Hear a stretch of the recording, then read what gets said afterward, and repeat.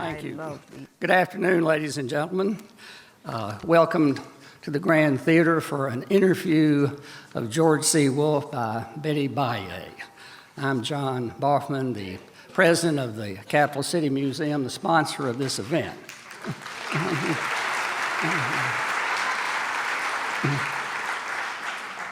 The Capital City Museum is relatively new. It's on the corner of Ann and Broadway, across from the Kentucky History Center and the Christian Church. Admission is free, and we hope those of you who've not been there will come by sometime soon. The purpose of our museum is to preserve and interpret the history of Frankfort and Franklin County, and particularly the people who have lived here.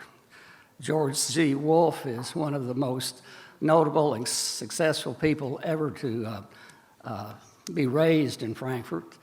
He's nationally and internationally known, and unlike many successful people from Frankfort who are that well known, happily, he's still alive, and we're glad to have him here.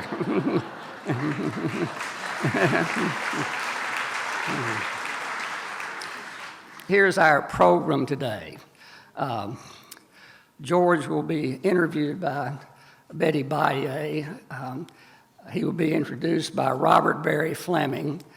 Following the interview, there'll be a presentation by the drama club at Frankfort High School and their teacher, Andrew Tippett.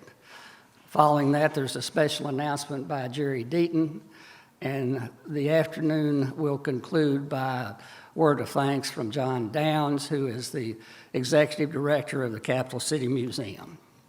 I have the tough job of introducing Robert Barry Fleming, who in the summer of 2019 became the artistic director of Actors Theater of Louisville.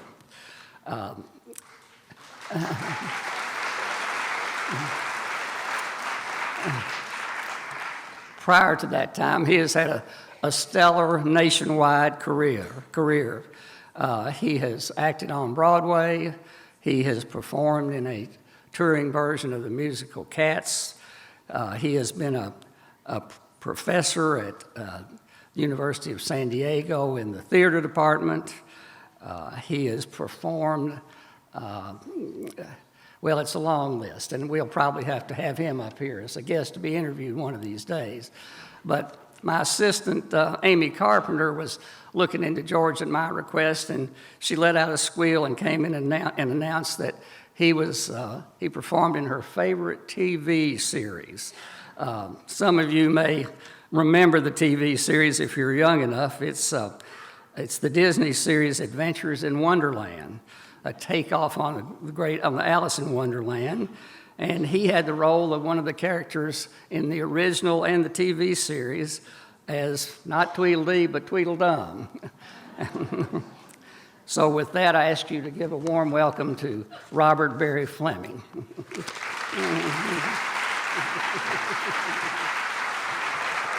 Thank you. Thank you. It's great to be back here in Frankfort. I'm going to take a moment to just introduce our extraordinary interviewer, as well as George C. Wolfe. Betty Baye, Betty Winston Baye, back in the late 60s, studied and performed with the National Black Theater and was heavily involved in Harlem's theater scene. After years in the civil rights and black theater movements, Baye launched her journalism career in 1980 at the Daily Argus in Mount Vernon, New York, where she covered housing, urban affairs, politics, and social justice. As an independent journalist, motivational speaker, and college lecturer, she is also an interviewer for the University of Kentucky's Civil Rights Archives and co-chairs the University of Louisville's annual Black Family Conference. She is a founder of the Zora Neale Hurston Reader Circle and is a contributing editor of BAND, the newsletter published by the Black Alumni Network of Columbia University's Graduate School of Journalism.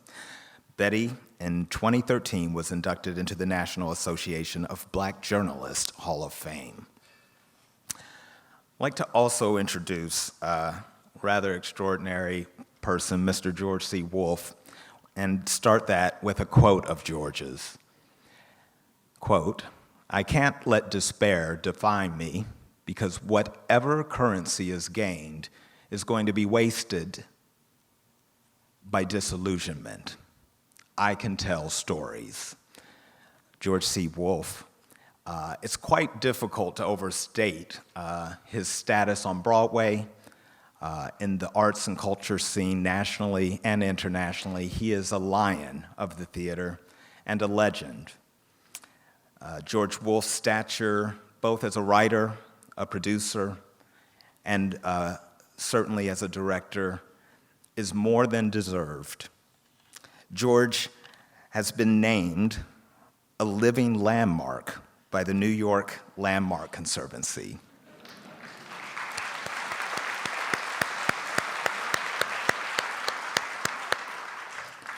His credits range from Gary, a sequel to Titus Andronicus, which he was most recently nominated for a Tony Award, Angels in America, Iceman Cometh with Denzel Washington, Shuffle Along, or the making of a musical sensation of 1921 and all that followed, Lucky Guy, The Normal Heart, Jelly's Last Jam, Top Dog, Underdog, Elaine Stritch at Liberty, The Tempest, The Wild Party, Caroline or Change, A Free Man of Color. George was the producer of the Public Theater New York Shakespeare Festival from 1993 to 2005, and a writer who has written everything in every genre and every medium, including upcoming Ma Rainey's Black Bottom for Netflix. He directed and co-wrote the HBO film The Immortal Life of Henrietta Lacks, Lackawanna Blues. He is rather accomplished and been very busy in his short and distinguished life. I think of all of his awards, from Tonys to Emmys to all the nominations, some of his additional awards speak to the quality of human being this man is. He's been honored with the AEA, Actors Equity Association, Paul Robeson Award, with the Society of Directors and Choreographers, Mr. Abbott and Callaway Awards, the Dramatists Guild's Hull Warrener Award from NYU. George has been an honoree of a Princess Grace Award, the Monte Cristo Award, and named a Library Lion by the New York Public Library. He is indeed a living landmark and in no way lives in disillusionment. Please help me welcome Betty Baye and George C. Wolfe.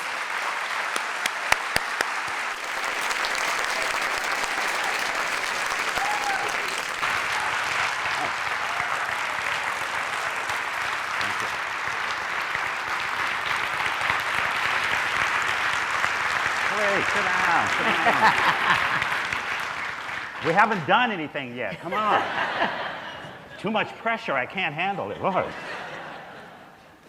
Well, good afternoon, good evening.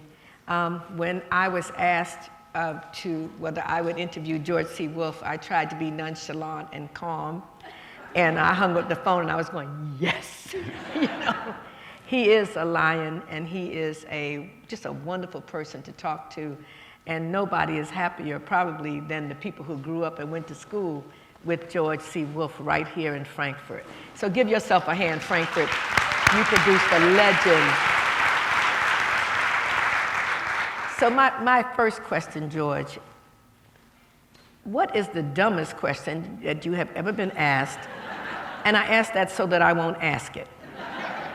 Well, one of the very early, this I think is the dumbest question. One of the early projects that I did was I was called in to work on the book for this opera that Duke Ellington was writing just before he died, and it was incomplete, and so they wanted me to work on completing it. And somebody interviewed me, so he's dead now. Duke Ellington is dead. So somebody interviewed me, and they said, "Will he be there tonight?" So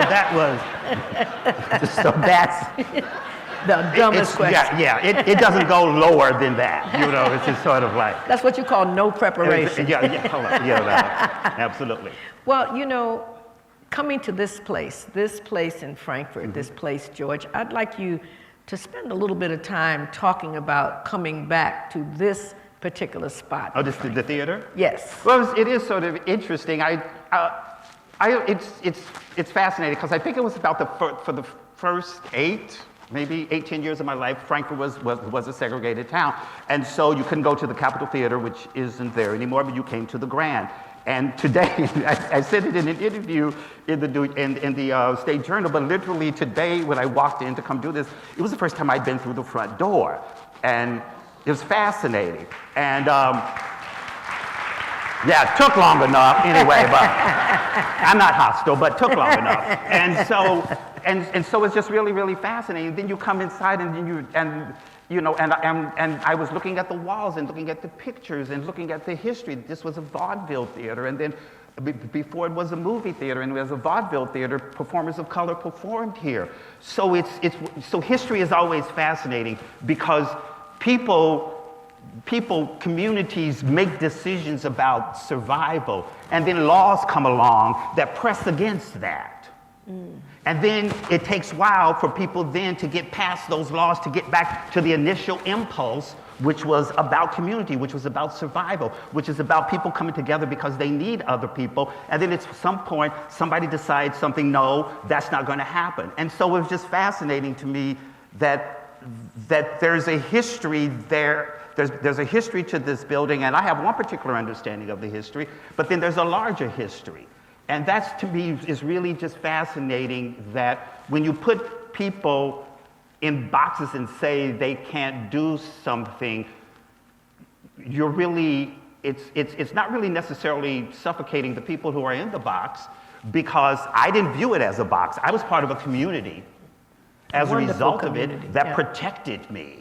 And that told me I was extraordinary and smart and magical and I could do anything. So while these structures were out there keeping me away from something, the people inside of those communities were fortifying me so I could go down and break down the walls of those boxes. So it really didn't work, you know?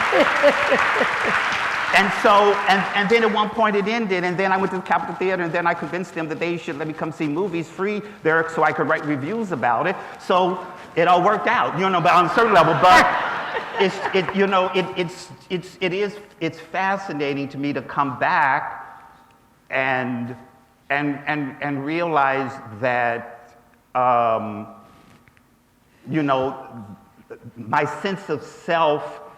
I think one evolves your sense of self based on people affirming you, and I think you also base your sense of self not specifically just about race, but in any situation, in getting a job or anything, is people telling you no is one of the most valuable means whereby you develop the muscles that you need. People telling you no are one of the most valuable steps for you evolving the muscles you need so that you end up saying yes to yourself. Yes.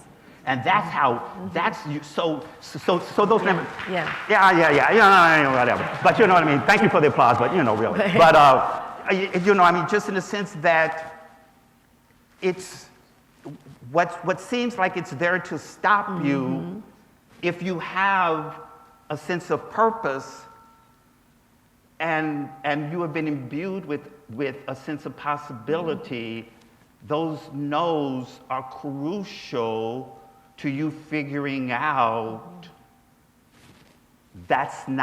you're not going to do that to me. Right. My first show that I did in New York was a show called Paradise.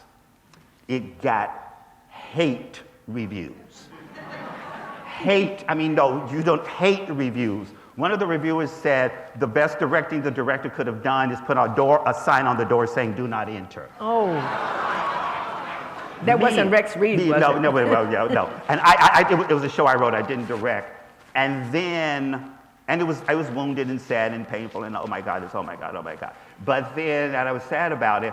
And then, literally 7 months later, I did a play, my play, The Color Museum, was done, and then those exact same people who tried to destroy me wrote these rave reviews. They're like, "Where has he been? Recovering from your bad review."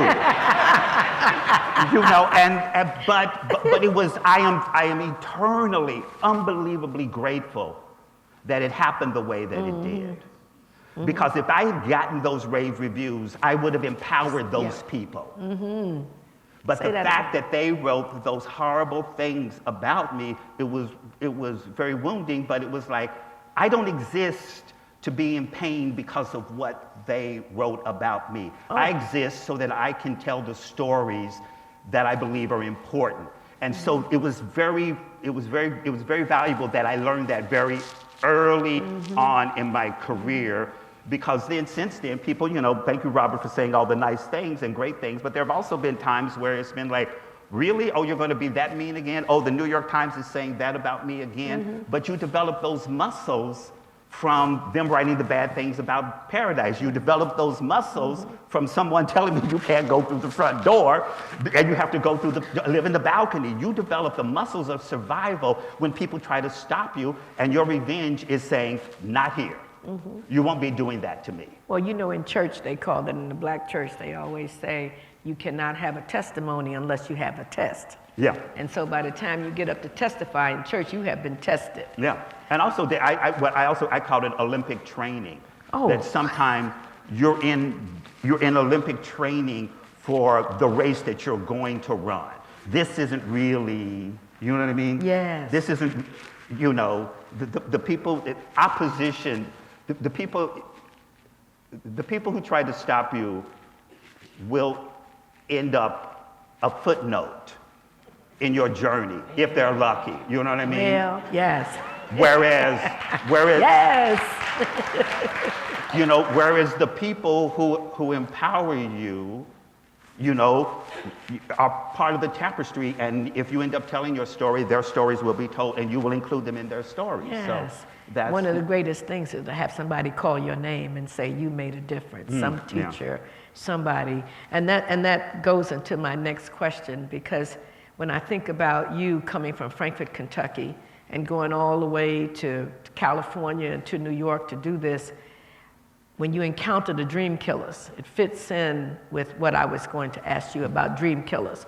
And do you have a particular story of a particular dream killer? You don't have to name the person, but somebody who gave you that Olympic push because they tried to kill your dream. Who makes you think you could be a playwright? What makes you think you can go to Broadway?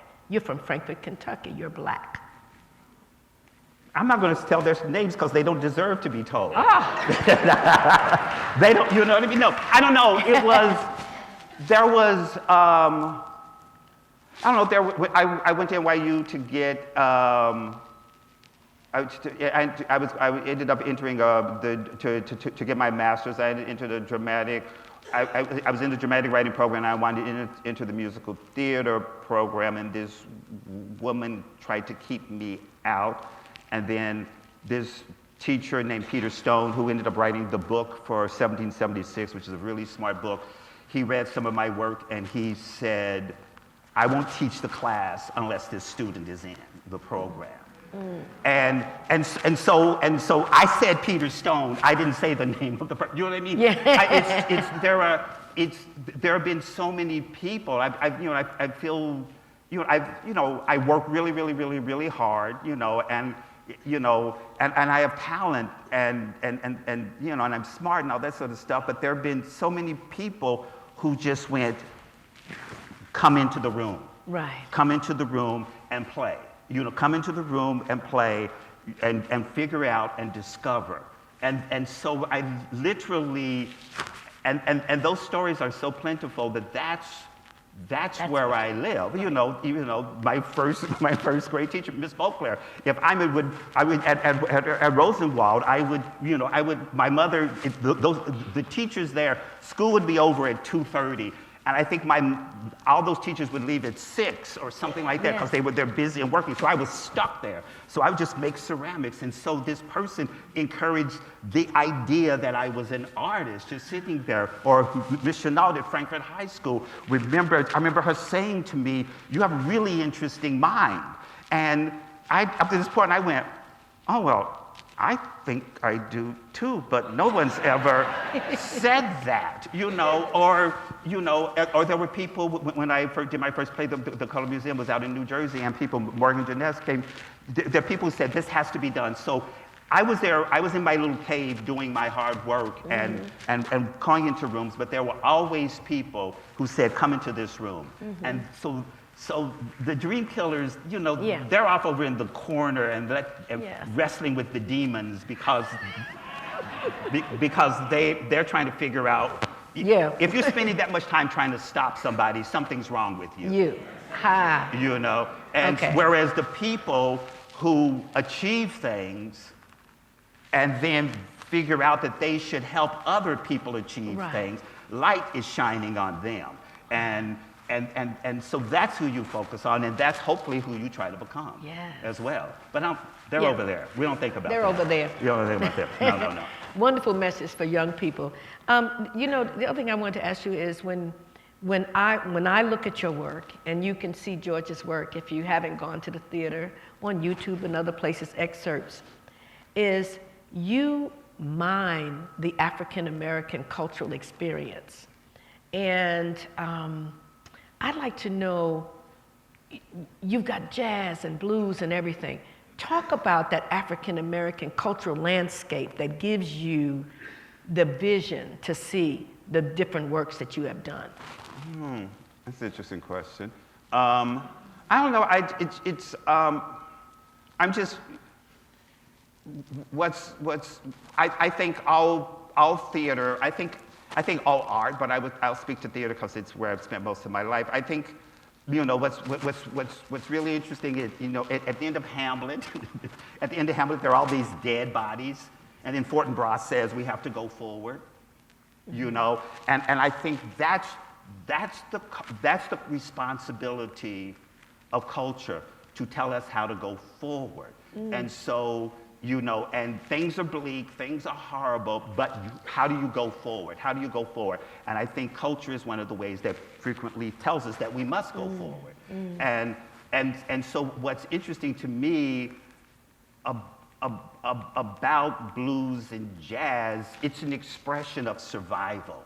It's a manifestation of, you know, I mean, blues lyrics are, I don't know if I'm going to be able to live tomorrow because I'm in so much pain now, but bum, bum, bum, bum, bum, I must go on. There's always this forward, there's a sense I'm releasing the loss so that I can keep living, so that I can keep protecting, so I can keep growing.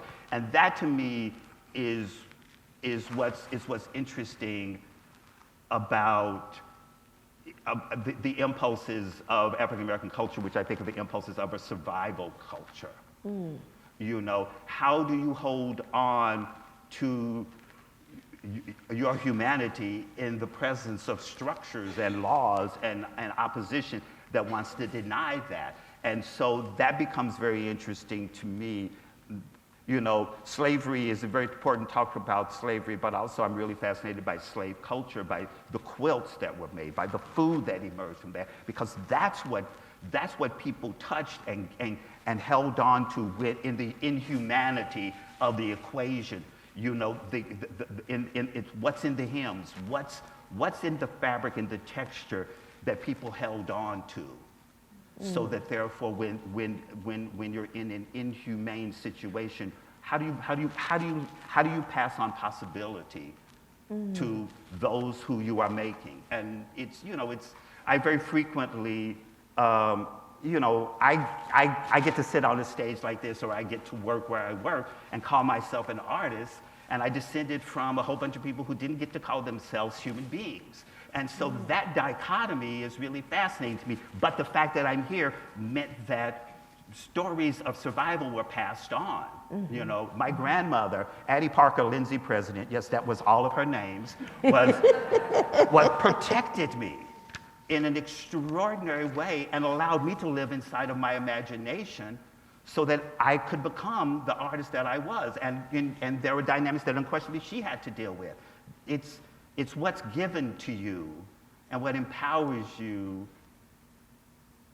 that is the miracle. And so that's what's interesting to me, that when I'm working on shows, what's being communicated not just what's the horror, the pain, but also the survival, the possibility. Yeah. Where does it live? Or going back, we must go forward. We must go forward. Pulling out the joy.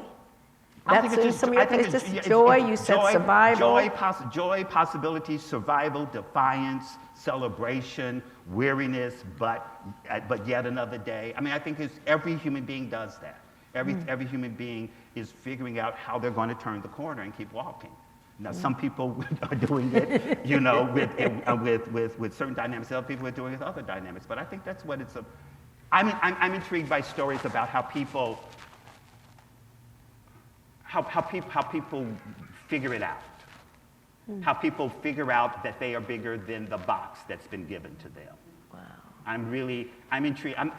There's a lot of culture and a lot of brilliant work that is written about I'm stuck in the box. I'm really intrigued by the people who go, I don't like this box. There's a little hole there. Let me stick my finger in that hole. Let me stick my hand in that hole. Let me stick my head in that hole. Let me break open this box because I am bigger and more magical and more powerful than it. Those are the stories. Wow. You know, those are the stories that I'm fascinated. I'm fascinated by, you know, people saying, no, not doing that one. No, no. And so it's about pushing against the thing. Pushing against the thing so that you can become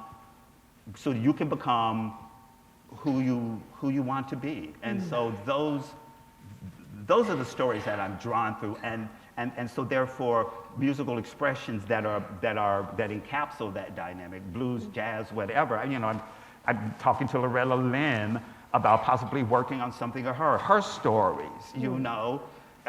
It's in there. You know, I'm proud to be a coal miner's daughter who went, in essence, going down into a cave and breathing soot that's going to kill me, but I have pride in what was given to. All of those stories of people pushing against what somebody else has said they can and can't do, I find tremendously empowering and fascinating and interesting. And Robert Berry Fleming mentioned the show I did called Shuffle Along, and U.B. Blake was one of the creators of it, who lived to be, you know, 9,000 years old. And what's interesting about a brilliant composer, and he was the child of slaves, and his ambition was to write a Broadway show. And you go, how did that happen? Right. How did that happen? And that's a miracle that the son of, not the son of the son of the son, but the son of slaves said, I'm gonna write a Broadway show. And he did. And it ended up being this hugely successful Broadway show in 1921, where it made $9 million in 1921, and toured around and played in theaters and played at the one of the big theaters in Louisville. What was the name of the big theater there? The Brown. Played there, toured all around. And I just find that miraculous. I find that extraordinary that he went, and that's my dream. And that's my dream, and that's my dream. And there's a story about that his mother was, that he was in downtown Baltimore with his mother, and they were walking around, and his mother looked around and she couldn't find him, and then she thought something happened to her child, and he had crossed the street, gone into a music store, and was sitting there playing the piano, and playing the piano, and her mother, and the people said, oh, the little black boy, oh, he's over there. And then she went and found him, and the people were so impressed that they ended up giving her the piano, and he took it home. You know, he knew something about himself then in Baltimore, that he went across that street, opened up that door, went inside and started playing the piano. That's miraculous. Yeah. It's simple and it's miraculous at the exact same time. And it's amazing. It's what you did with Jelly's Last Jam, just taking somebody's life, that a Creole, a mixed race person, and even to this day, still dealing with issues of color and stuff. Nothing new. Yeah. But it's just in your hands, it becomes something special. You are truly the potter. You just take that clay and just mixes it up and make us all love it. Oh, thank you. You know, I think that in order to write plays or to write books, reading, I think about Stomp, Zora Neale Hurston, who are some of your literary icons that sort of inspire you, people that you read to get to where you want to go? And what are you reading nowadays? I love Zora Neale Hurston. I love because she does an astonishing thing with Southern language. It's extraordinary. Love Toni Morrison. I love Mark Twain. Love Mark Twain.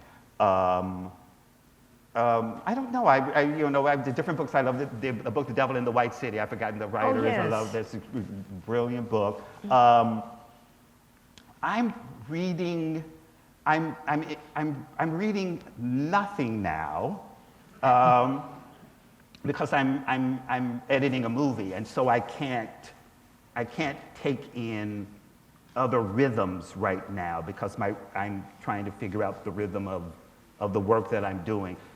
But I got about 20 books that I have to start reading once I finish. So Can you talk about that? Or talk no? about the movie? Yes. Yeah. This past summer in Pittsburgh, I directed a film version of Ma Rainey's Black Bottom, August Wilson's play, with the astonishing Viola Davis is playing Ma Rainey. And yeah, applaud her. She's, oh my God, please. She's incredible. And Chadwick Boseman, who's in Black Panther, is playing a levy. It's an incredible cast. Coleman Domingo, Michael Potts is wonderful. It's a great, and so we filmed it this summer. And then I've been in editing since about the first week of September, and my director's cut, my first version of it, is due in about 2 weeks. So I'm like spending 12 hours a day in a dark cave going, no, do that. So, it's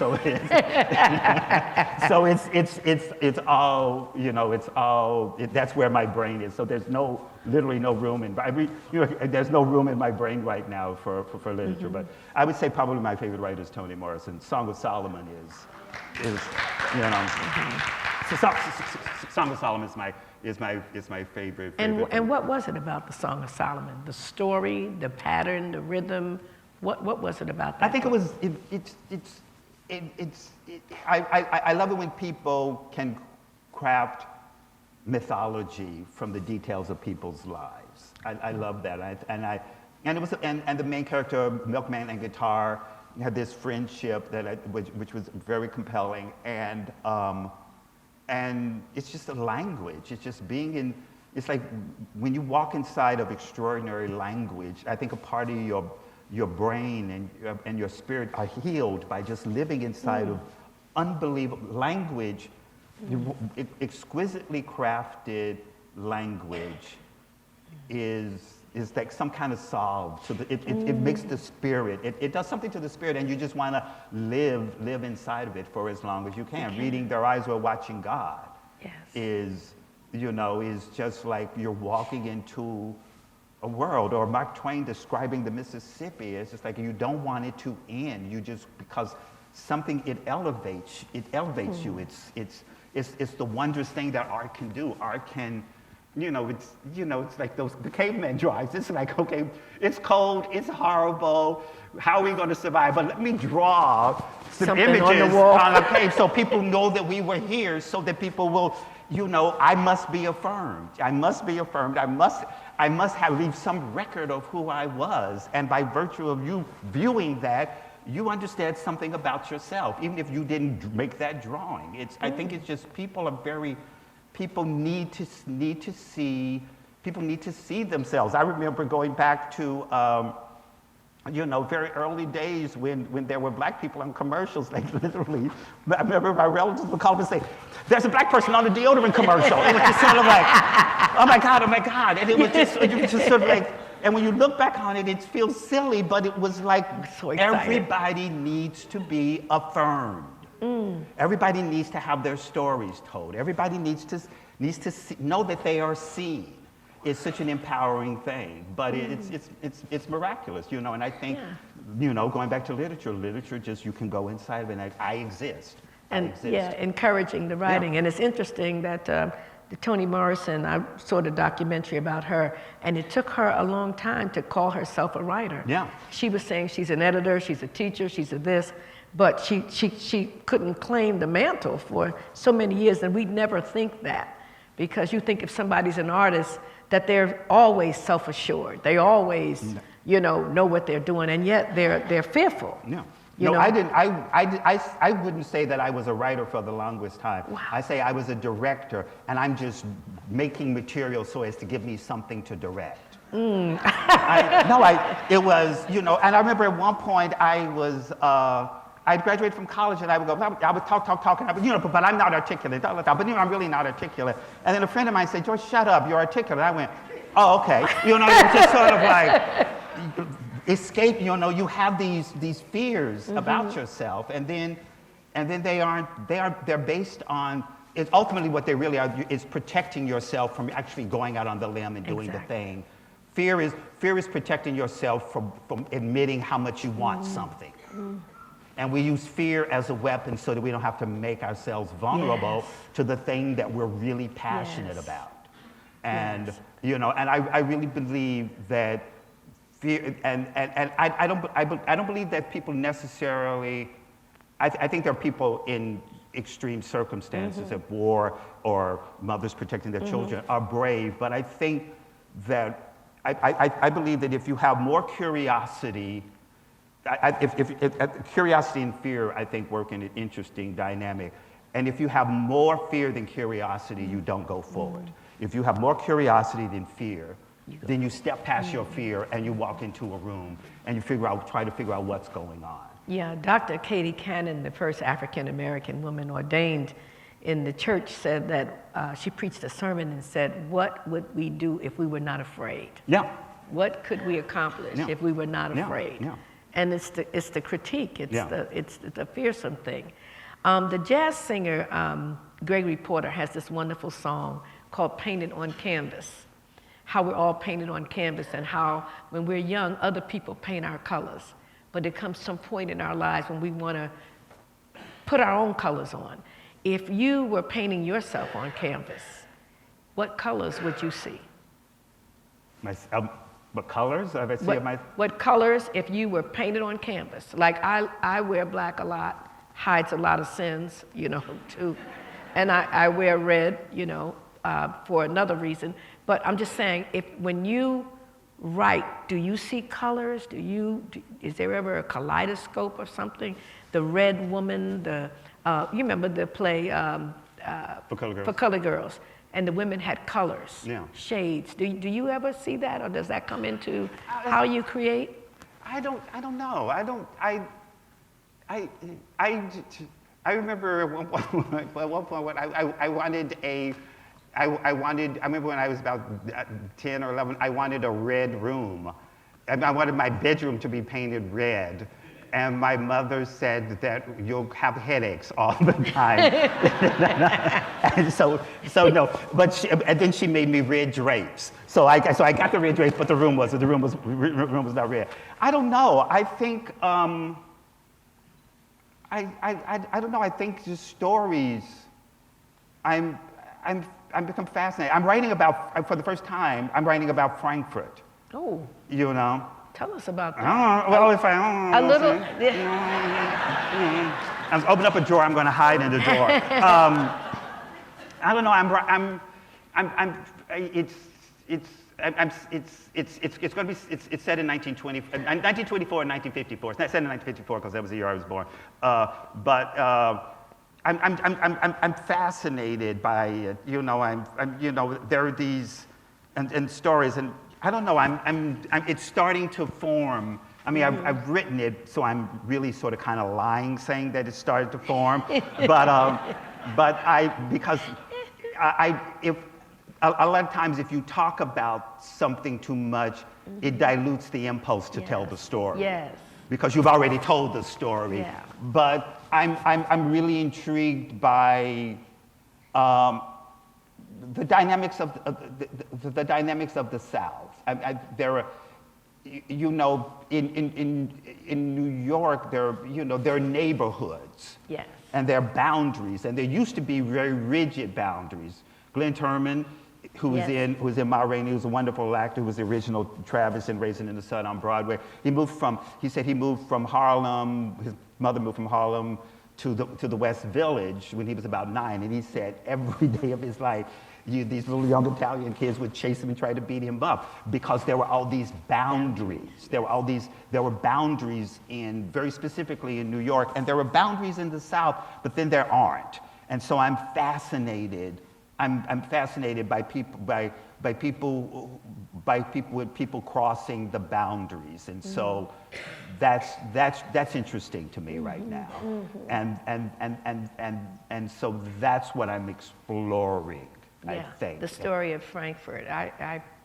You may or may not like how you come off Frankfurt, but you're gonna love it, Frankfurt, because you have to tell the truth. Yeah. I read where you said it was a young writer. You were fascinated by Paul Robeson. Yeah. And Paul Robeson, we all know, was a great singer and actor, but he's also an activist. Yeah. And I wanted to know what part of him appealed to you, because we know you as a playwright and all of that, but I think we miss the activism that you have, the other things that you do. If you could tell us a little bit about some of that stuff that's, not theater, but why Robeson? I mean, it's because these people who are just ridiculous. I mean, he was an All-American football player. He was an actor. He was a singer. It was like, it's annoying how blessed he, it's just sort of, it's, you just, there these, it's like, Orson Welles creates Citizen Kane when he's in his 20s. It's like, go away. Who does that? It's like, get lost. It's just the people, that degree of brilliance is just, it's fascinating to me, and so I was really, I've always been just fascinated by his brilliance and how every single thing he did ferociously and passionately. And he was an activist, and he was an actor. And tortured for it. Huh? And tortured for it. And tortured for it. And then during the House American Activities Committee, all of that was stripped. I think I was really fascinated that, during the House American Activities era, that they took away a lot of the things that he had accomplished. And, and so but yet, still, he was very committed to what he was committed to. So that's very fascinating to me. I mean, I think that one of the things that is not connected to the work I do in theater is like for 8 years I was on when Obama was president. I was on the President's Committee for Arts and Humanities, and we helped to create these schools that were turnaround schools where you would go in. It was very interesting. You would go into neighborhoods that were underperforming, and once you crafted an arts curriculum, the grades and the performance went up. And we went to this once. And we went to this one school in Washington, D.C., which had already done it, and we were nurturing and supporting them. And we were greeted by all these kids, and we walked in, and there were these two, it was a grade school, and there was these two kids on stilts, these two boys on stilts walking around. And the principal said they were the two worst kids in the school. He said, and I had them, and so they learned stilt walking, so they could figure out, if they can figure out how to exist up there, it's going to help them figure out how to exist down here. Yeah. And it was a really interesting thing, and as opposed to the arts programs being for those special students, everybody was thrust into it. So that was very interesting to me, and I think we started about 7 or 8 satellite programs, and then that next year 40 schools, and somebody's calling, and so that was wonderful. And then I helped to create a civil and human rights museum in Atlanta, which I'm very, very, very, very proud of. Because it's like when you do you do a play on Broadway, it goes into the building and it lasts as long as you make money, as long as you can pay the rent. And once you stop paying the rent, they kick you out and another play moves in there. And every time I go back to the museum, I go, oh, it's still there. It's like they haven't kicked kicked it out yet. But I'm very proud. Tell us about that museum, a little more about it. Mayor Shirley Franklin, who was the mayor at the time, they wanted to create this museum and because Atlanta was a hotbed for a lot of the thinking and a lot of the intellectual brains inside the civil rights movement. It wasn't like Birmingham in terms of the rawness of it, because Atlanta was much more practical. It was also very interesting because Coca-Cola was there. Mm-hmm. And there was this fascinating story that when Martin Luther King, this is one of the exhibits that was given the Nobel Peace Prize, they tried to throw a dinner for him and none of the business community wanted to support it. And the man who was head of Coke said, we're throwing this dinner party.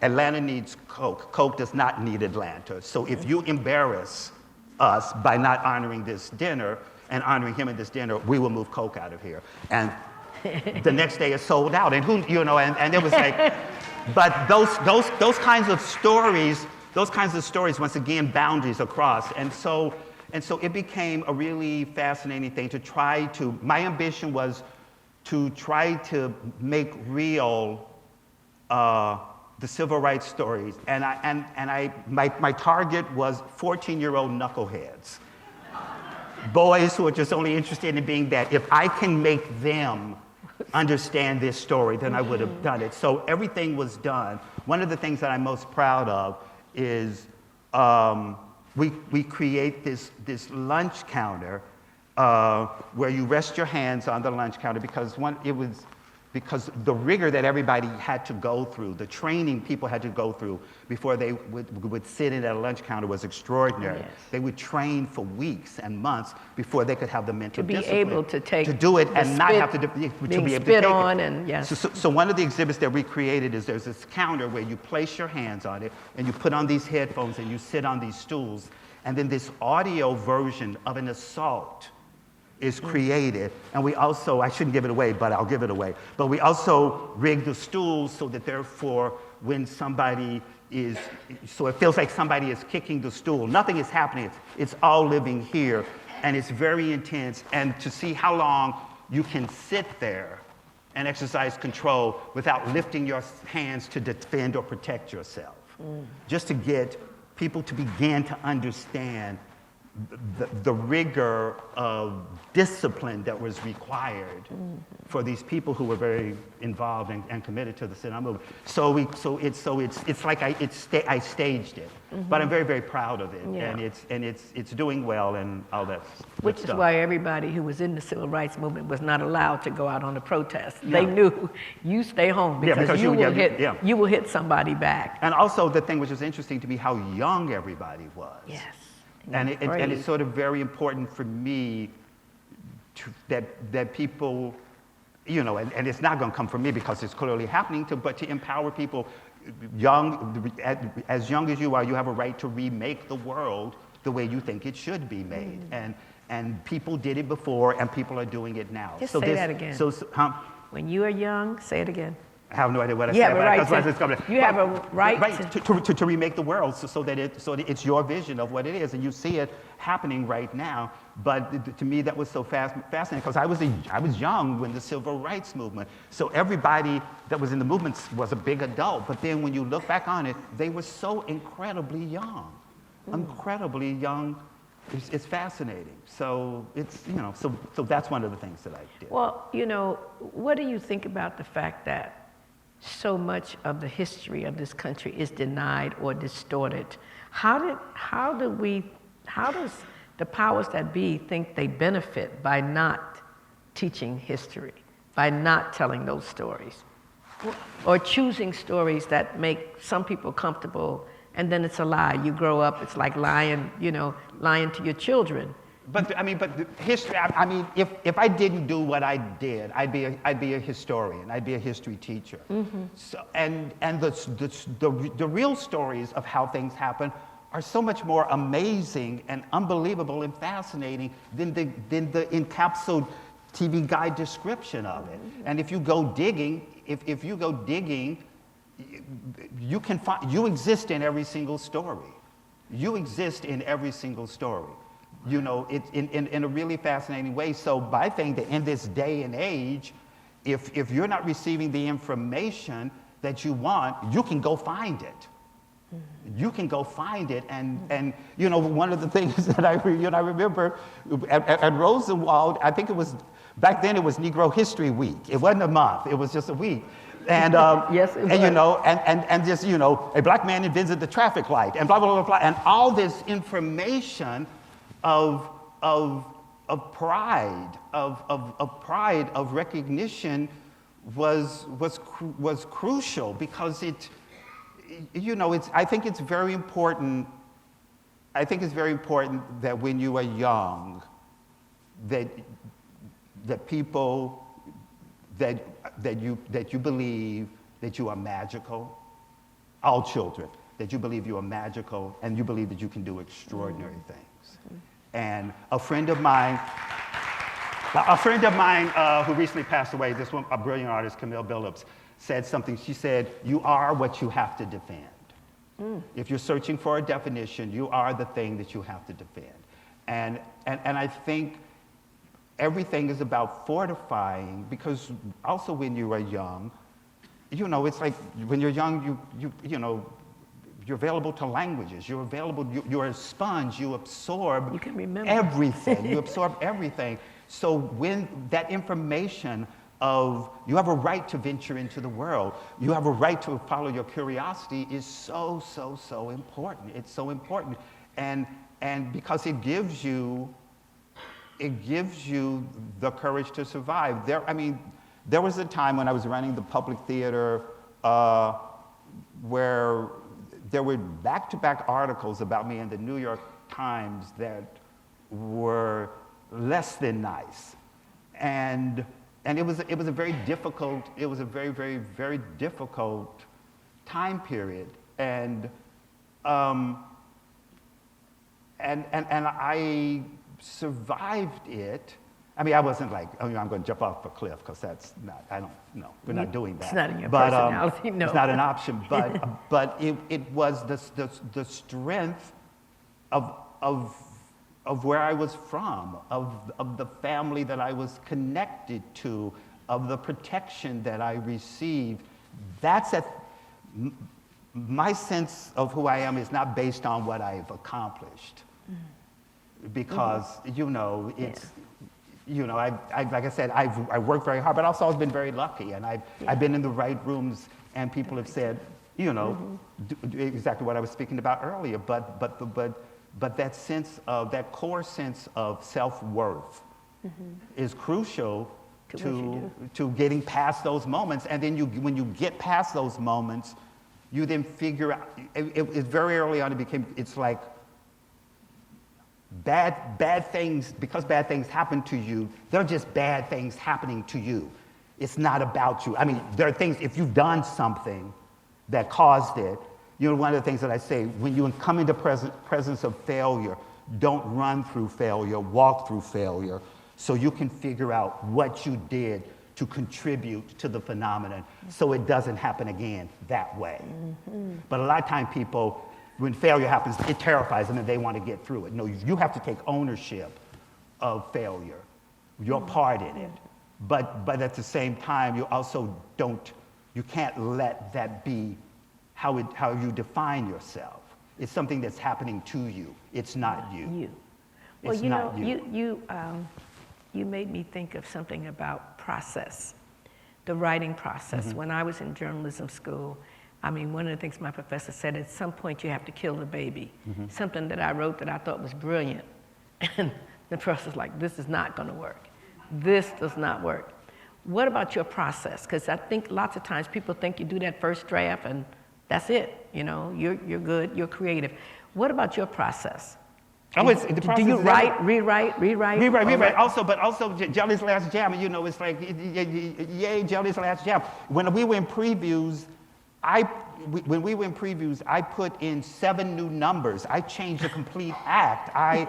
On every show that I work on, from the first preview to the opening night, it's a completely different show because because people are coming to see it, and if they're not laughing or if they're not responding, they're not laughing and they're not responding, and you've got to figure out how to fix it. So nothing springs forth perfect. It's exhausting, and it's also it's painful because you're doing a show, and especially now with the hateful internet, people at the end of a preview will go, "That was terrible. I don't know why I wasted my time going to see that." Yes. So it's completely exposing, but all of a sudden the audience is there, and so you get to learn what's working and what isn't working. So it is all about process. You keep working and working and distilling and distilling and distilling. Nothing is, I mean, maybe for some people, but I don't think that's the case. Nothing is instantly great. It's the hard work. And also, because you never know how it's going to be judged, you gotta love the journey. You've got to love the journey because who knows what the destination is going to be like.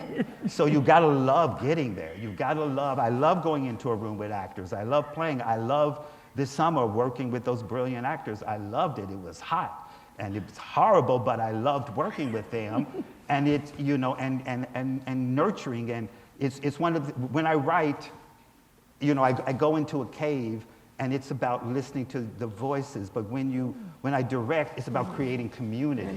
And so I love, and I love both of those things, but you've got to love the making of the thing, because with the death of newspaper culture, there's only one newspaper that matters in New York City, and that's the New York Times. Back in the 30s and the 40s, there were 7 dailies. That's right. And so you could get a good review from any one of those papers, and your play could survive. That's not the case. It comes down to the New York Times. And so the way to counterbalance that is, you know, you do what you can in terms of marketing, but you've got to love the making of the thing more than the end product. You have to love it. Yeah. I love that the destination is, you said you don't know what that's going to be. You know what it's going to be. And of course you want everybody to cheer and say nice things and brilliant things and say you're extraordinary, but you're not in charge of that. Right. You can only be in charge of the thing that you're in charge of. And that's the making of it. And that's creating an environment where people can be creative and treating people decently and pushing them and encouraging them to be their best possible version of themselves. Those are all the things you're in charge of. Then there's this other silliness called critics and all that sort of stuff where you have no power. You have no power whatsoever. And so you can't even enter into that conversation. You know, I one time went on Charlie Rose and I trashed a critic after the play was open, which felt very good doing, but it was probably ultimately a dumb thing to do. But I was young and I would go, yeah, and I did that. But it's like, you know, it was trying to be in charge of the thing that you're not in charge of. You're in charge of the making of the thing. Right. You're in charge of that. And you've got to do every single thing that you possibly can to do that. And hopefully do that with intelligence and heart and decency so that it lives and sings. And I've been very fortunate in my career that a number of things that I have, that's happened. And other things I have done have not. So it's not, you know, it's not one way or the other. And you have dispelled the notion that writing is not work. I think people who do manual labor don't consider writing like work. You know, it's like you're getting paid to write. That's not so, and it's work. Everything is work. If you invest fully in it and you bring the best of who you are to it, it's work, regardless of what it is. I mean, you know, it's movies and Broadway and all this, they have a veneer of glamour to them, but it doesn't dispel the rigor and the intensity. I mean, you know, I'm editing this movie, and some days I leave and I go, this is going to be the most brilliant thing anybody has ever seen. And there are other days I leave and I'm going, all right, I need to quit right now, you know? Because when you're making it, it's when you're making it, you're making it. And so but the next day I go back into the room and I sit in the dark cave and we look at it and we dig at it and you pick at it, and that's what you do. You invest in the rigor of what you are doing, because on the other side of it, hopefully it's going to be of value. Well, you know, as a director, speaking of that, I'm always fascinated by set design. And the first play I ever saw was on Broadway, was Danny Kaye's 2x2, and how they took that arc and, you know, the walls went down and all of that. Talk about, as a director, you directing all the set, the lighting, like we're sitting here, and this is a set. Mm-hmm. But in the hands of a playwright, this could become a ship, a whatever. What is that like, all those different pieces, the costumes, the whatever? As a director, they're taking, or the writer even, they're taking your work and setting it to their vision. How do you make those visions come together? Well, it was interesting in college. In college, I was an acting and design major, but I hated drafting, so I stopped being a designer, and then I focused on acting and directing, and then my last year there, I wrote a play called Up for Grabs that ended up winning some American College Theater Festival Regional Award. So one of the things as a director, it's what, and then I graduated from college. I went, I'm not going to be an actor, because I have too many control issues to to be an actor. No, that's not going to work. So I focused in on directing and writing. But one of the things as a director, because I was a designer and because I've done that, if anybody wants to be a director, I would say, take acting classes, take design classes, take all of that. So even if you're terrible at it, what you're doing, you're evolving a language so that you know how to speak to the people, so as you know how to speak to the set designer, the costume designer, so you can encourage them to do your vision. This wonderful set designer named Robin Wagner, who I worked with, has this quote. He said, "Collaboration is a word that directors invented to make everybody feel good about obeying them."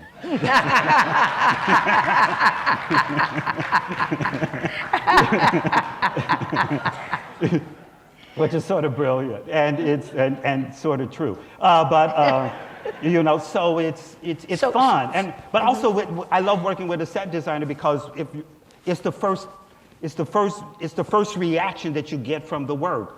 Because you work with a set designer first to figure out what the world is, and then after that, then you work with all the set and costume designers, and then we get preliminary talks to the light design team, and then you start auditions, and then as the actors come in, and it's interesting enough, in auditions, an actor has come in and done something, and I haven't necessarily cast them in the role, but they've changed a line, or they had an interpretation of a line that I never thought of, and I stole it from it and I put them in the play.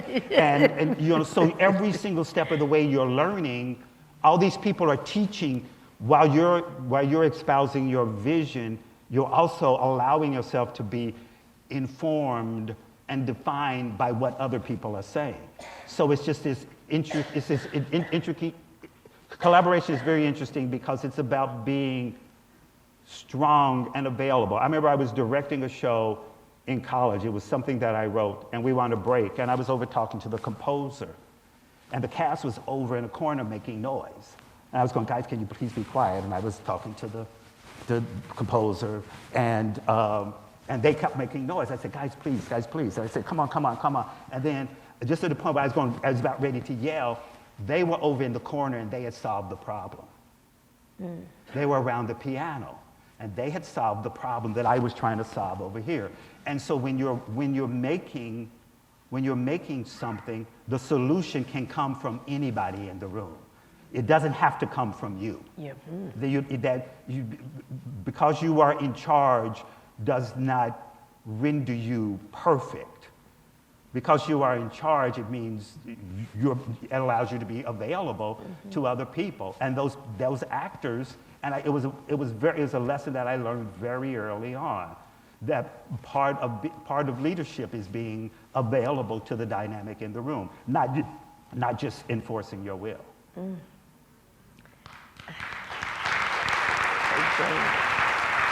you. And we're going to. Can you all travel with me everywhere I go? Thank you. So, I like to order a sandwich. Applause, thank you. Very reassuring, thank you. I don't have a stopwatch, but somebody needs to tell me. George, I see a finger over there. We got a little bit of time. I think we're going to have some questions, but I also want to ask you, a lot of the people that we see as stars now, you work with them early on.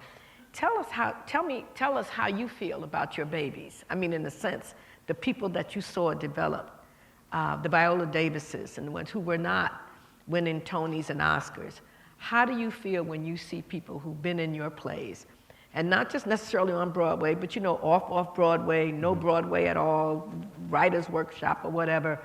What does that do for you or to you when you see them evolve?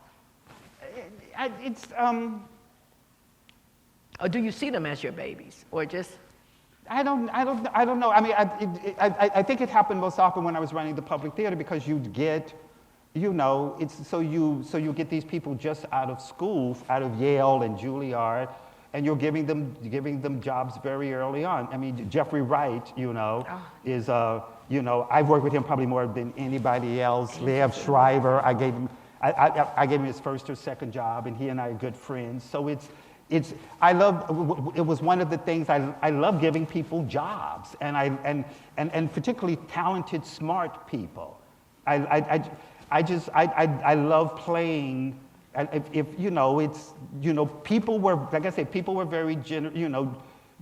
Joseph Papp at the Public Theater, after I did my one play, he offered me, he said, here's a theater. He gave me a home. Gordon Davis in Los Angeles at the Marte Forum said, come and work on anything anything you want. So people saw something in me, and they gave me a room and gave me money and let me play. So when I was at the Public, and I was there for 12 years, should have been there for 6, but I was there for 12.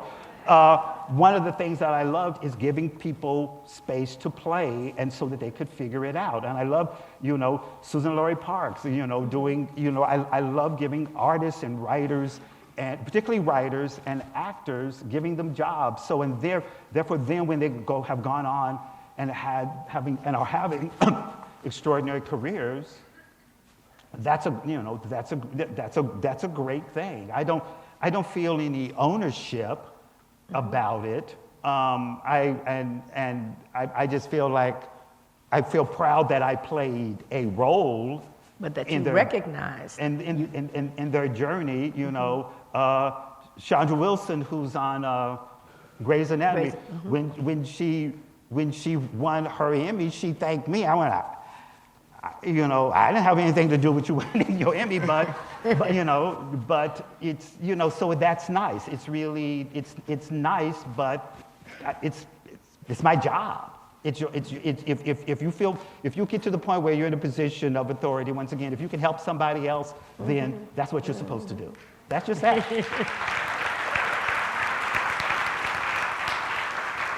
It's part of the job. It's cyclical. Someone does it for you, you damn well better do it for somebody else. Well, otherwise, karma will do something bad to you. Karma is exactly. Finally, I want to ask you too about cultivating audience, because now people are like in their houses, in these boxes. Maybe people say we're not as social as we used to be, but getting people out of the house to do something communal, like, church, or like this, coming together. What do you think about, or do you think about, like, continuing to cultivate audiences when there's so much of, I can do this alone, I don't need to be with other people, Yeah, I mean, when I first took over the Public, there was a community affairs office. That's all they did. I mean, I think what it's very interesting to me is I love working on Broadway because you can work with really, really smart people. But what is horrifying to me is that it costs as much as it costs. It's sinful. It's really sinful because theater is something that I love, and it drives me crazy that a whole bunch of people who I would like to come see it can't afford to come see it. So I think that's a real problem, because otherwise it becomes specialty art for a finite few, and that's and I don't like that. Yeah. But so when I could control it, when I was running the public, it was about reducing tickets and figuring out how to do as much as you possibly can. I mean, I think there's still a primal, I think we are a herd animal. I think we can't fly. We can fly, but we really can't. We can't swim. It's faster than anything else. But our power is in being a herd. Our power is in the collective. Our power is in the community. So I think there is a primal desire to be a part of a collective. To be, to me, my definition of theater is people sitting in the dark, watching people in the light talk about what an awkward, horrible, fragile, amazing thing it is to be human. That's what theater is. Wow. And in particular, George, about cultivating the African American audience for theater. We go to the movies, we do other things, but somehow theater is somehow made like opera. They make it high art. And I didn't realize that opera was like a bunch of really soap operas with people singing, until I took this course. I said, well, that's like a love story. This is about incest. This is about something else. And why do they make it so deep and inaccessible? So do you think about, because you write plays often out of the culture, but often the audience for those plays, because of the prices or whatever, is not the people that are on the stage. What do you give thought to that, about cultivating the African American audience to where we can see ourselves? Well, if you do a play with Denzel Washington, you don't have to do anything. They will just show up. So that's like, it was interesting, groups and groups and groups. I think it's an ongoing, dynamic, and there are people very, Donna Walker Kuhn, who worked with me at the Public, prior to her time with me, she worked with Dance Theater Harlem. She has groups that she does in New York City. I think it's a very important, you just want, and young audiences, Yes. It was really fascinating. One of the plays that Robert Berry Fleming mentioned, that the last one I did, which was Gary, it was a very, very, very, very, very young audience, because they adjusted the ticket prices. It goes back to tickets. It really does. But it's, if you make it available and accessible, then people will come. You just got to lower the ticket prices. People will come. Lower the ticket prices, and people will come. We're going to wrap up, but ladies and gentlemen, George C. Wolfe. Thank you.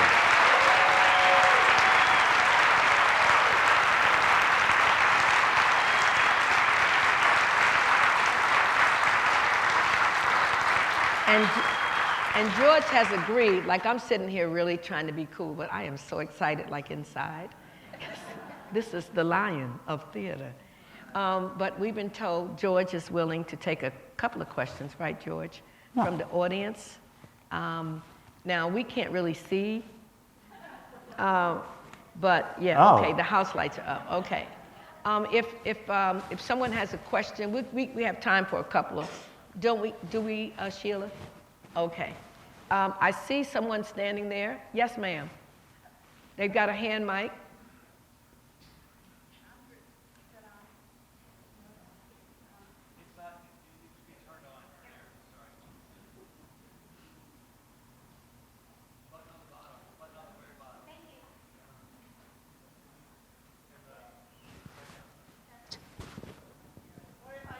That's good.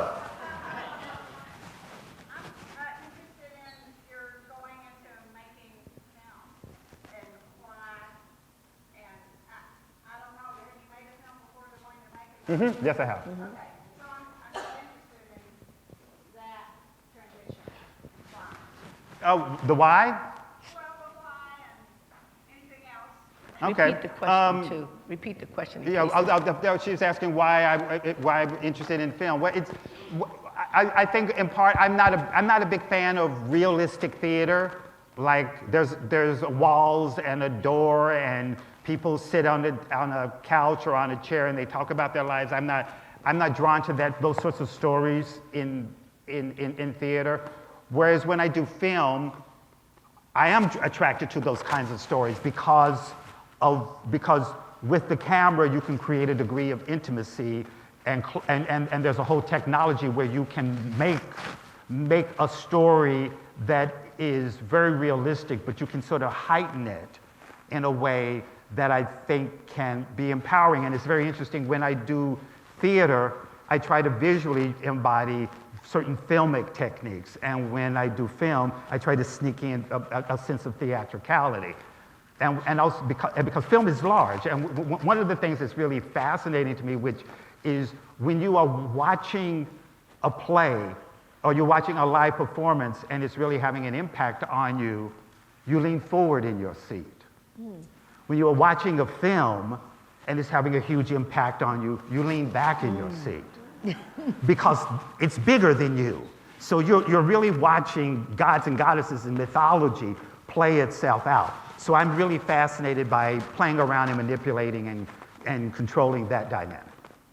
And when I did my first film, which was Lackawanna Blues for HBO, I had this sort of invisible theater to film dictionary that I was using to translate what was going on. So even because I just wanted to tell the story, but I was learning so much in the moment. Question? I see a hand. I'm allowed to. Do you have a favorite memory from your time at Frankfurt High and the drama? Does he have a favorite memory?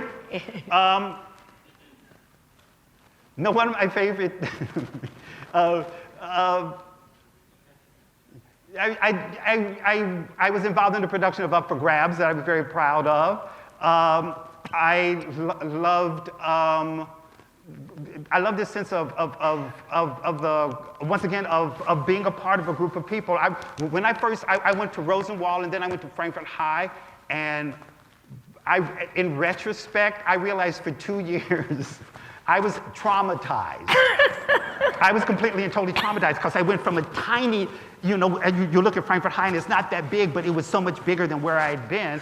And so I was traumatized. And I remember my mother was getting her doctorate at at Miami University in Ohio. And I went and spent a summer with her and I joined this theater program group. And being a part of that gave me a confidence so that when I came back my junior year, I was sort of aggressive a little bit. And theater was the means whereby I feel like I found my voice and my identity in some respect. And I also figured out I could be funny. And so that was, so that was that. So being a part of theater there and making shows there gave me a sense of belonging in a very specific way. And I remember one time, Coach Webb's wife, I bumped into her when I was in Frankfurt, and I bumped into her at one point, and she said to me, she said, "Are you still doing theater?" I said, "Yeah." She says, "I remember when you played that dog. You were very funny as that dog." And it was like, so she remembered me in How the Grinch Stole Christmas. Thank you very much. So it was Up for Grabs and the fact that I played a dog in How the Grinch Stole Christmas. Thank you. You got to start First time somewhere. I was recognized by the public for my work. You got to start somewhere. We have a question right here. Oh, hello. How are you? I can remember you being in my office. I think we need You were in my office. Start all over again. So I'm Polly Green, Georgia's high school counselor. I remember you being in my office and my asking you what you wanted to do in the future. And you say, I would like to, I want to direct a play on Broadway. And I remember telling you, go for it. Do you remember that?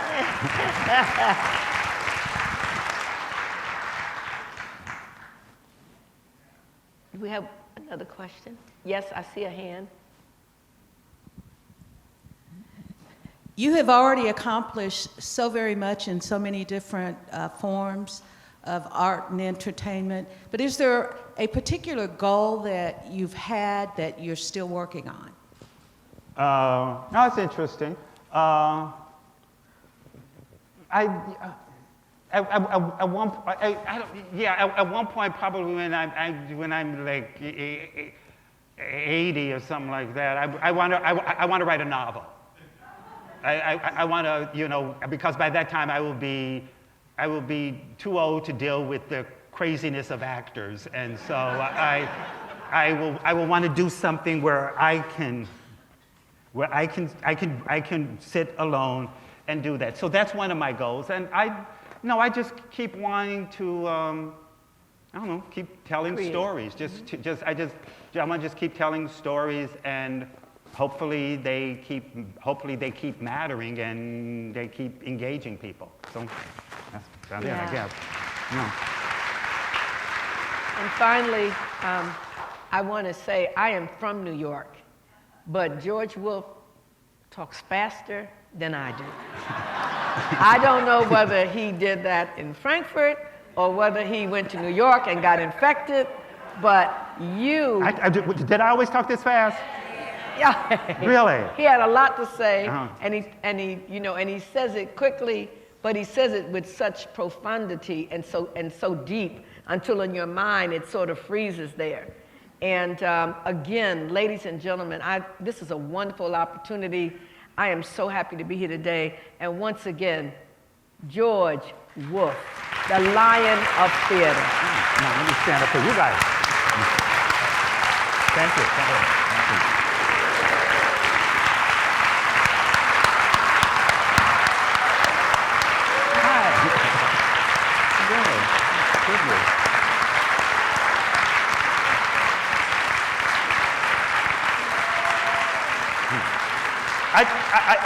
I just want to say this is amazing. It's overwhelming and very moving, and I'm so overwhelmed and humbled and freaked out a little bit, but other than that. So thank you so much. Thank you. Was it okay? Yeah, great, really good. Okay, all right. Was it okay? Sit down? We're sitting down because something's happening. All right. Oh, they said sit down. You're sitting down. Okay, we're 'cause sitting something- down. So you can't go even though you're ready to go.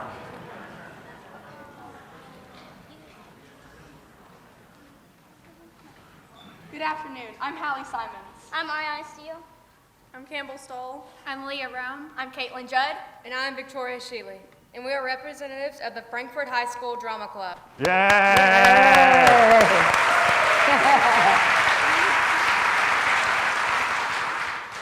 George C. Wolfe, along with his classmates, formed the Modern Drama Club at Frankfurt High in 1971. Based on our knowledge and research, FHS has had a strong drama program since. Therefore, we feel we owe a grunt of gratitude to Mr. Wolfe. He is a role model for our program. Our fellow students are able to look at his success and know that we too can achieve great things. This afternoon, we want to give several items to Mr. Wolfe as a small token of our appreciation. The first item is a shadow box. With a drama letter, a picture of the first drama program, a picture of our current drama students. This box symbolizes a link from the past to the present and honors Mr. Wolfe and his fellow classmates for their efforts in establishing the program. Next, we would like to give him our newest drama t-shirt that features our current season on the back.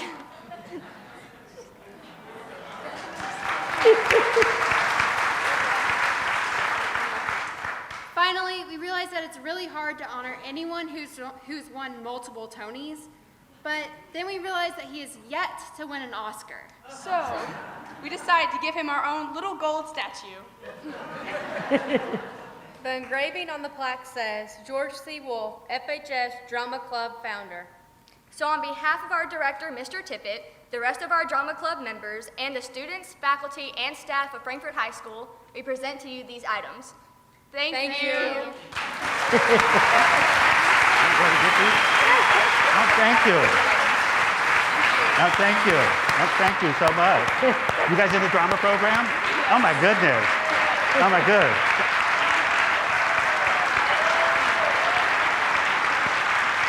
Wow. Did we look this young? Amazing. Thank you so much. Thank you, thank you, thank you, thank you. What are you guys doing a play now? Yes. Yeah, we're doing the Odyssey right now. Oh, really? Okay. Greek mythology? Oh, my goodness. High school. I played a dog. So thank you so much.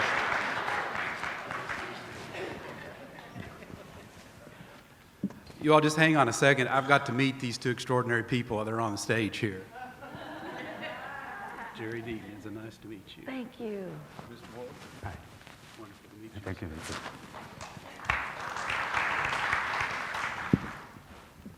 My name's Jerry Deaton, and it was an honor for me to be on the planning committee for tonight's event.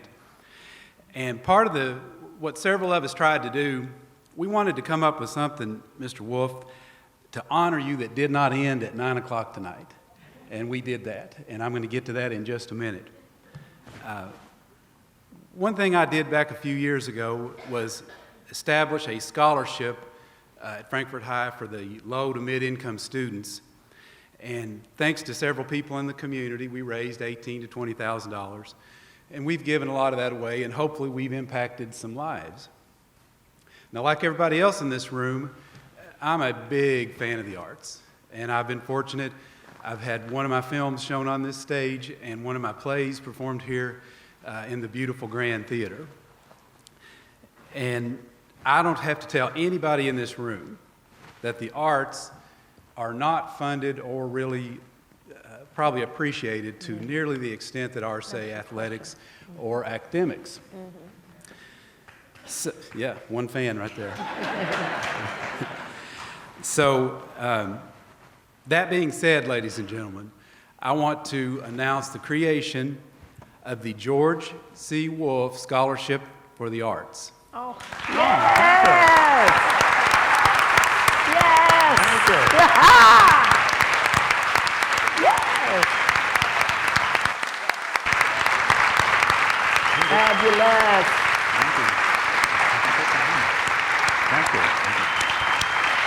Thank you. Thank you. Now, my intention is to transfer the money that I have remaining in my scholarship over to this one.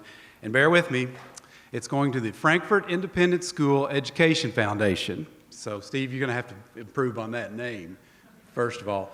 But where it's going to be given out in an annual scholarship to students from Frankfurt High that have excelled in some form of the arts.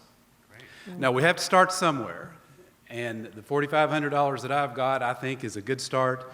And I believe, Mr. Wolfe, we can make that grow. And honestly, folks, I'm going to be around for the rest of the evening. And if anybody has their checkbook and wants to make a donation, they can give it to this guy with the flashy green tie, if you feel so moved to do so. But, Mr. Wolfe, sir, you are an inspiration to us all. And what you have accomplished is truly amazing. And I believe this scholarship is going to be an inspiration to these folks back here who may have the same type of dream as you. Very good. So, thank you very much. Thank you.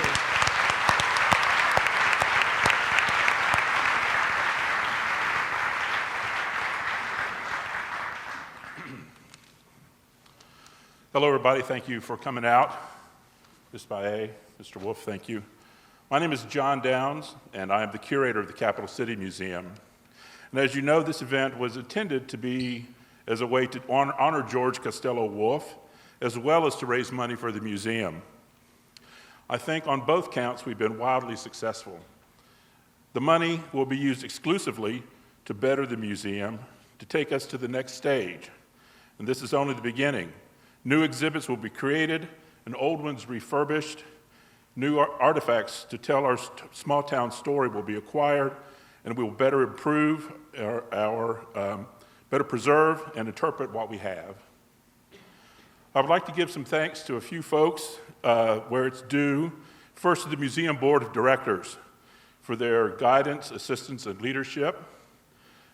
One director in particular I'd like to point out is Mr. Hank Hancock. This event was his brainchild, and the thought of having a fundraiser and building it around an event that is much more meaningful than just honoring Mr. Wolfe, his leadership and perseverance has inspired us all.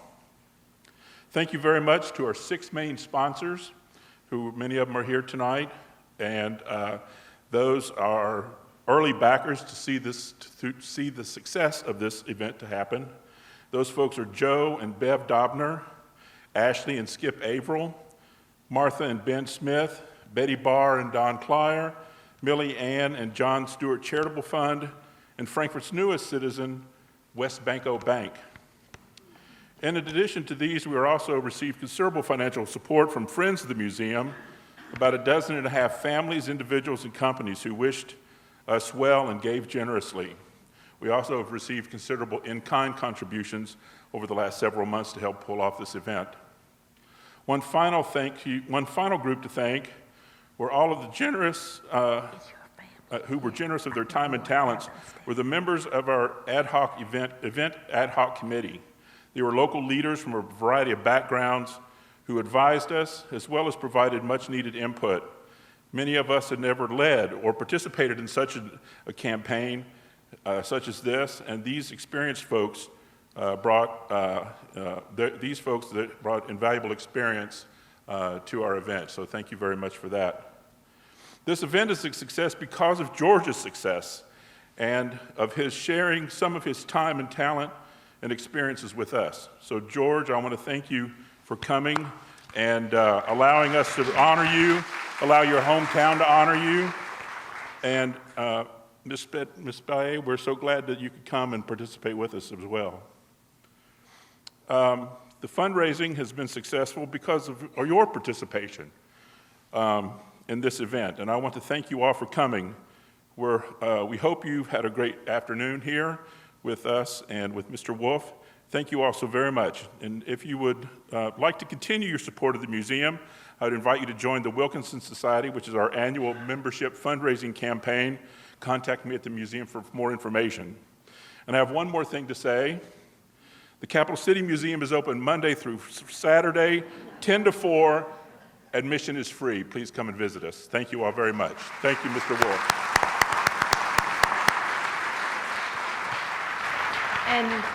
And before we leave, you know, George C. Wolfe would be the first to say he is not self-created, that he talked about this loving environment. So George, would you introduce your family, some who have come from out of town to be with you today? Stand up, folks. Family. My sister's here. There's Elaine, that's my sister.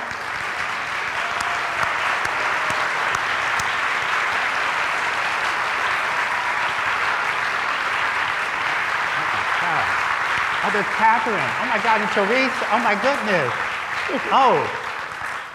Oh my goodness, Catherine. Oh my goodness. 90 years old and 92. That's your aunt. Yes, my Aunt Catherine is the funniest human being I've ever met in my entire life. She's extraordinary. Oh my goodness. And oh my goodness, everybody's here. Well, there they are. I mean, oh my goodness. Hi, oh my goodness. Hi. Oh my God. You didn't even notice them over there? Hi. Well, I want to thank you, and I want to thank you for this opportunity to give me the thrill of a lifetime. And I don't have a camera, but my mother always said, take a picture or they won't believe you. So somebody please take a picture and send it to me with George C. Wolfe so that I can say that I was with the Lion of the Theater. George C. Wolfe, again, one last time, let's say thank you. Thank you.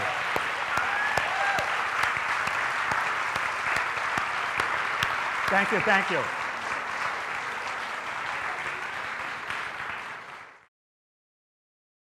It's an honor to welcome all of you here tonight And I would like to ask you first to please welcome our honored guest, the son of Anna and Costello Wolfe, a graduate of Rosenwald School and Frankfurt High School, our native son, George C. Wolfe.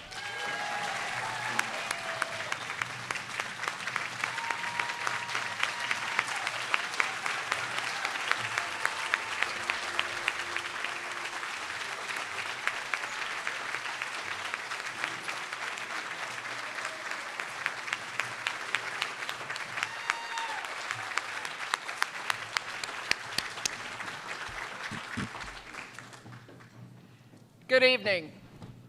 I'm Crit Llewellyn, and I've been asked to MC tonight's festivities. My most relevant claim to fame is that I am a 1970 graduate of Frankfurt High School, and my path crossed that of George Wolfe in those hallowed halls. I want to begin by thanking each of you for your support of this event and for those who also attended the interview at the Grand Theater earlier today. Your participation today will directly benefit the Capital City Museum right across the street, our local history museum, whose work is so vital to strengthening the fabric of this community, and we owe them a great debt of gratitude for the terrific work they're doing preserving our proud legacy. And we gather tonight in the home of the Kentucky Historical Society, in the Thomas D. Clark Center for Kentucky History, this building a testament to the value that we as Kentuckians place on the state's rich and often complicated past. The board members of the Capital City Museum are here, and its president, John Boffman, and the members of the ad hoc committee chaired by Hank Hancock that was formed to assist in organizing this historic occasion. George, there were times in those rooms where we were meeting where the energy and passion of those volunteers rivaled the spirit of Jelly's Last Jam. You never saw so much energy from so many committed Frankfurt folks who wanted to be part of this great event in your honor. And I'd like to ask everyone to give a hand to those who were involved in tonight's planning.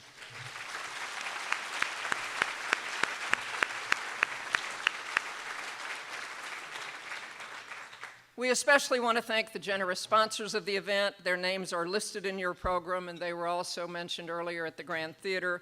Without their tremendous support, this event would simply not have been possible. So give another round of applause for the sponsors of tonight's event, please.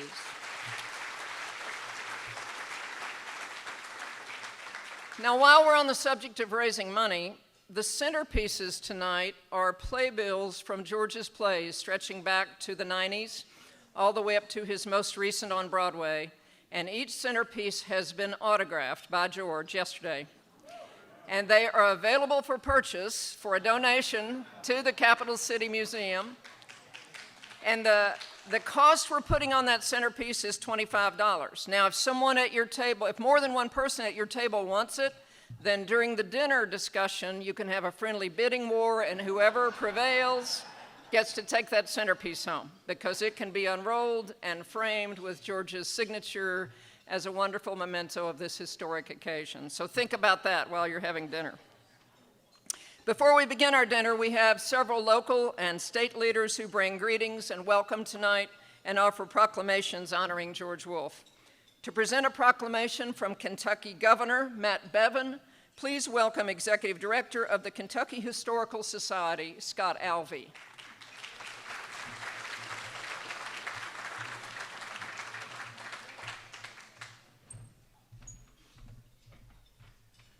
Well, what an honor it is to be here today with you, Mr. Wolfe, and to be able to have you in our building is a great pleasure for us. So on behalf of the Commonwealth, the Governor of the Commonwealth of Kentucky, and the Kentucky Historical Society Governing Board, and the Foundation Board, we have a proclamation for you.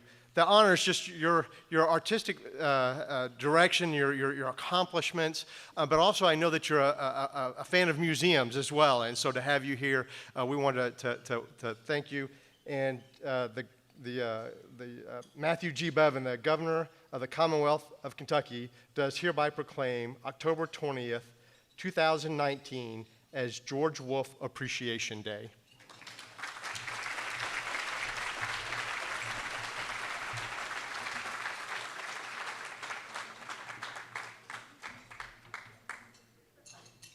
Thank you, Scott. And Scott, thank you for your support and assistance and that of your staff for your help in making this event possible. In fact, one of Scott's staff here at the History Center, George, is Charles Carter, who went to Rosenwald School with you. And Charles has worked his heart out the last few days helping get ready for this event. Is he here tonight? Next, I would like to call to the stage our local legislators, State Representative Derek Graham, who has a special relationship with George, State Representative Joe Gravis, Joe, and State Senator and former Governor Julian M. Carroll.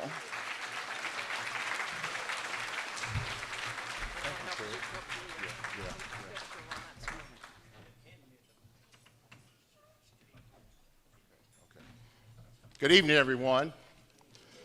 Welcome home, George.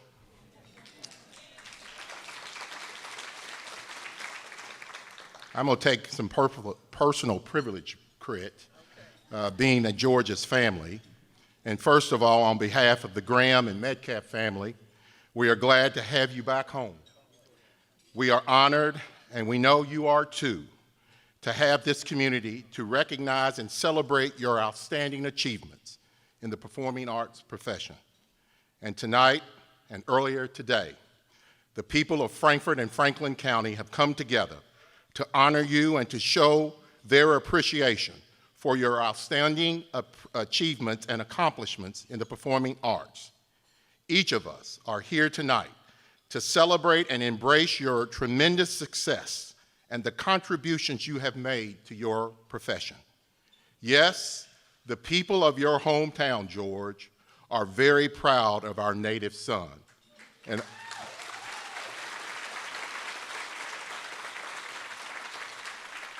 And are elated that you have come home to be recognized and honored by this proud community and this proud Commonwealth that have embraced and recognized your success. And to show this appreciation and recognition of your award-winning accomplishments, we have framed resolutions from the Kentucky House of Representatives and the State Senate recognizing your success and accomplishments in the performing arts profession. We would like to present to you these framed resolutions from the Kentucky General Assembly, signed by the State Senate President, Robert Stivers, and Speaker of the House, David Osborne, and the entire legislative delegation from Franklin County, Senator Julian Carroll, Representative Joe Gravis, and yours truly, Derek Graham.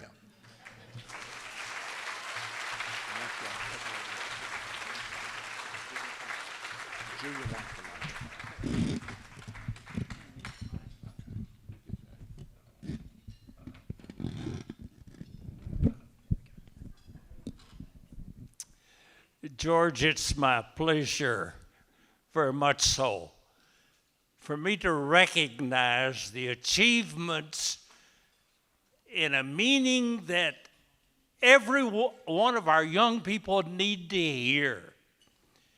You can do in life whatever you want to do. You just need to make a commitment to doing it, which you have done. And we're so proud of you. And for those who know me, know that this is going to be one of my greater speeches as I quit. Joe, where are you? Thank you, Governor. Thank you, Mr. Wolfe, for the legacy that you're leaving and your wisdom for all of us. We really appreciate that, and may God bless you and your family. Thank you.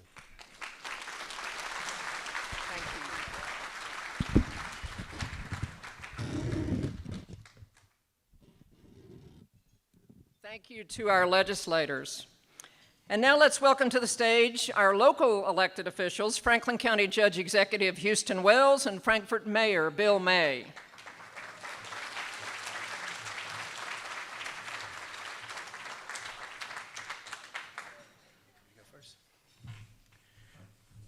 George, welcome back to Frankfort. This is not a high school reunion. It seems like it because the table over there Charles Smith and all that group over there, they're bidding very high for your playbill. Charles Smith has already said it's at least $1,000. So if you can get that out of him, you are the man. Willie Vandermeer is right behind him, though. I want you to know that. Welcome, George. Thank you for being here. We've asked to keep this short, but I want you to recognize a piece of history that has just happened. Jillian Carroll gave a 30-second speech. Way to go, Jillian.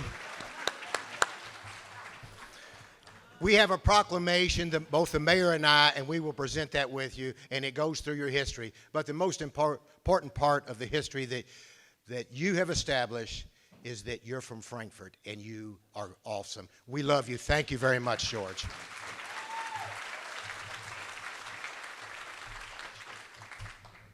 George, it's a long way from the Frankfort High School band room when it was at 2nd Street School. Many people don't know this, but I was in the high school band with George, even though I'm a little younger. I was in the 7th grade. He was the drum major, played the oboe. And I was always fascinated. You know, we always said it sounded like a baby crying, the sound of an oboe. If anybody is a musician, you'll understand what that is. But when I was real excited when I found out I was going to get to go to Broadway and present you with a proclamation. I came back from my vacation, cut it short, and found out it was Broadway in Frankfort.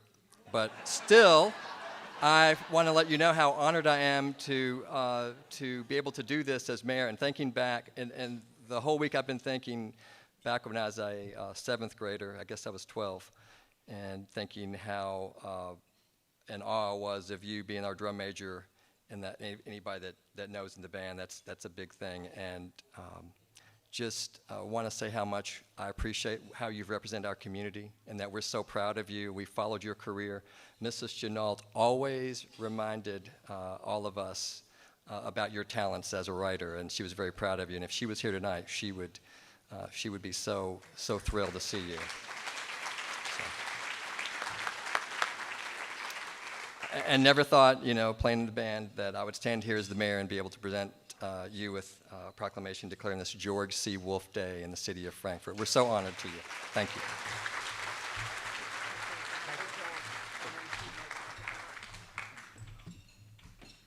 Thank you, Mayor and County Judge Executive. It is sort of a Frankfort High reunion.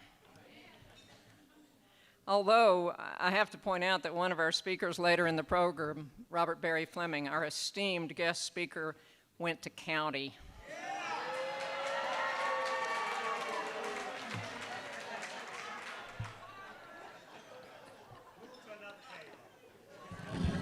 George just asked him to move to another table.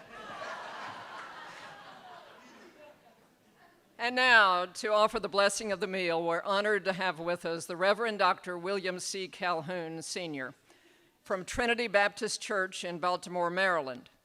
Reverend Calhoun grew up in the First Baptist Church on Clinton Street here with George Wolfe and his family.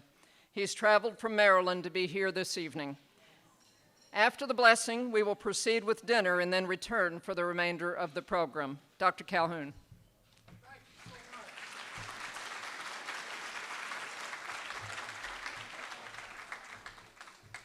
Thank you so much. I try not to be long. And anytime when a preacher tells you that he's almost through, he's lying. I knew he was the younger among us, Sheila and Elaine and a few other of us around here. And they were an integral part of First Baptist Church. Now, I left St. John's to go up to First Baptist. A lot of times the Methodists would call in old men with no children. When Dr. Moore came here, we went up there, and he had a children and a niece that I used to like to look at. Oh, yeah. And time goes by so swiftly, but nonetheless, we were a family even at the church. I think of your sainted mother. I remember Miss President living up on the hill in on Wallace Avenue. I remember all of that because what we had was a great sense of community. And that's what made us unique as a people. And then I thought about tonight when you made your presentation at the Grand. That's the first time I've walked in the Grand since the days of segregation. We were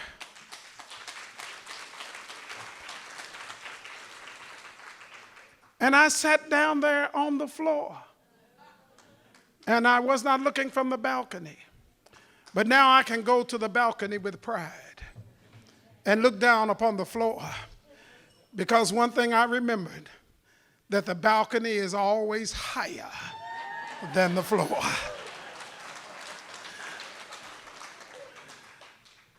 God of our weary years, God of our silent tears, thou who hast brought us thus far along the way, thou who hast by thy might led us into the light, keep us forever in thy path, we pray, lest our feet stray from the places, our God, where we met thee, lest our hearts, drunk with the wine of the world, we forget thee. Shadowed beneath thy hand, may we forever stand true to our God and true to our native land. We thank you for this occasion. We thank you because our hands this evening point to one that we hold dear to us in the person of George Costello Wolfe. We thank you for not only what you gave him, but what you continue to give him.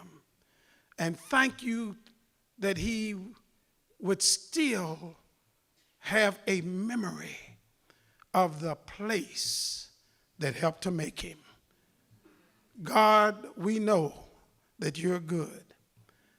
And because I'm not going to pray so long as I have taught, but Lord, I just want to say thank you not only for him, but for all of us who surround him. And we are so grateful for the bounty which is before us. We are so grateful for that which you have provided for us. And some of them ate before we said the grace. Lord, because they were so hungry.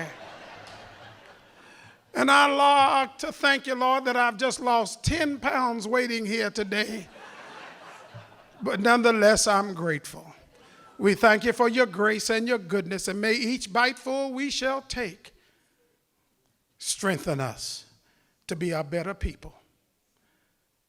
Teach us to love one another and to share together like we've never shared in love on this evening. It is in the name of the one who keeps us from falling that we offer this prayer. We say amen. Amen. Now I want y'all to do something.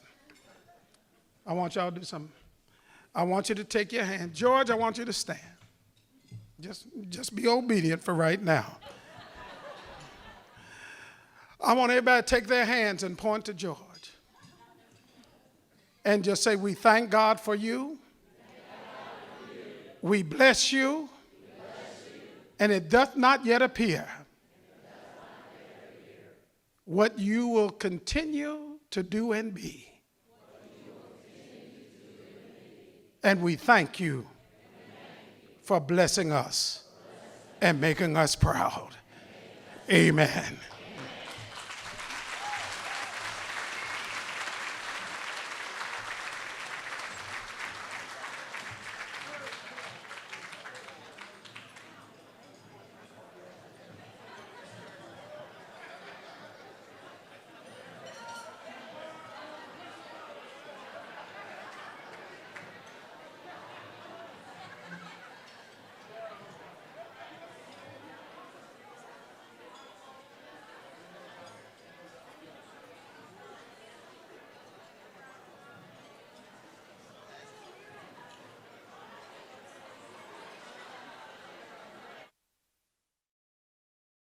I want to give a special thank you to the Robert Griffin Trio who performed during the reception and also during the dinner.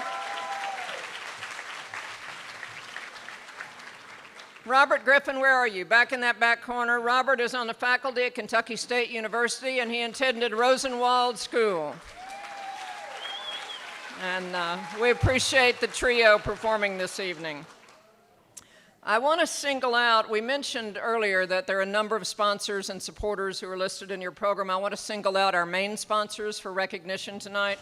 They include Ashley and Skip Averill, Bev and Joe Dobner, Martha and Ben Smith, Betty Barr and Don Clyer, Millyann John Stewart Charitable Fund, and West Banco Bank. And many of them are here with us this evening. Let's give them a round of applause.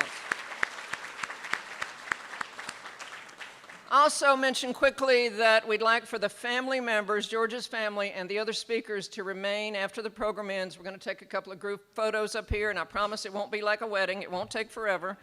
But we want to get some photos so that the museum will have all of this in their archives for this historic evening. We come together tonight on what is an historic evening to celebrate this remarkable career of George Wolfe, whose early experiences here helped form his future path. And as we all know, George is a Broadway legend of national and international acclaim with countless awards and honors to his credit. But I'm told George started staging plays as early as kindergarten. And by the time he graduated from Frankfurt High, he had directed several productions. After a year here at KSU, he went on to graduate from Pomona College and received a master's degree from New York University. The early years of his career were filled with writing, acting, and directing plays, and as he said at the Grand Theater, he worked hard every step of the way. His play, The Colored Museum, was staged at the New York Shakespeare Public Theater and in London, and a televised version of The Colored Museum, which George co-directed, appeared on PBS TV's Great Performances.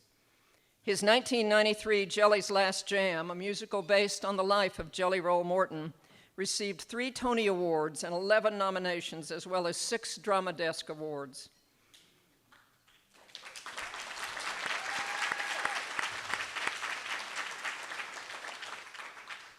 He was awarded a Tony for Best Direction for Angels in America, Part 1, Millennium Approaches. In 1996, he won another Tony for his direction of the musical Bring Into Noise, Bring Into Funk. More recently, he was nominated for a Tony for his direction of Eugene O'Neill's The Iceman Cometh. And this year received a nomination for his direction of Gary, a sequel to Titus Andronicus. George has also directed the films Night in Rodante, Lackawanna Blues, for which he earned Lackawanna Blues, for which he earned the Directors Guild Award, 4 NAACP Image Awards, and 7 Emmy Award nominations.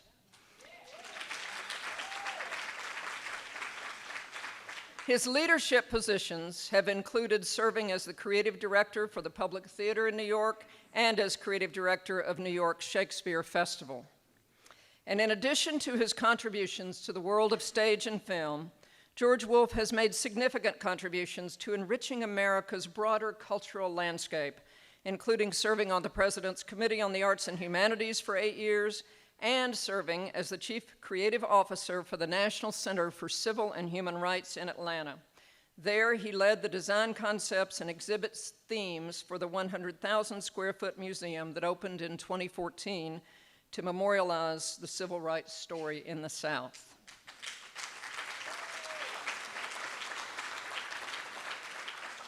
And throughout his career, George Wolfe has served as a mentor and an inspiration to countless aspiring actors, writers, and directors. So tonight is a time of celebration, but it's also a time of reflection. We celebrate George Wolfe's remarkable achievements as a native son of this state and this community. But this occasion should also remind us in a powerful way of the daunting obstacles and barriers that George and generations of African Americans have had to overcome. That too is part of our history and our legacy. The achievements we honor here tonight should inspire us all to work toward a society where every child of America can achieve their dreams. Every child. So let us celebrate this remarkable individual who has served as an inspiration to so many. Our next group of speakers will offer brief remembrances that reflect various aspects of George Wolfe's time here in Frankfort. First, speaking on behalf of Rosenwald Laboratory School is Carol Surratt Walker, who has traveled from Saginaw, Michigan to join us. As many of us remember, the Rosenwald School served the African American students from the county, and KSU students did their student teaching there. George's mother, Anna, served as its principal. Carol is a former schoolmate of George's at the Rosenwald School. Please welcome Carol Surratt Walker.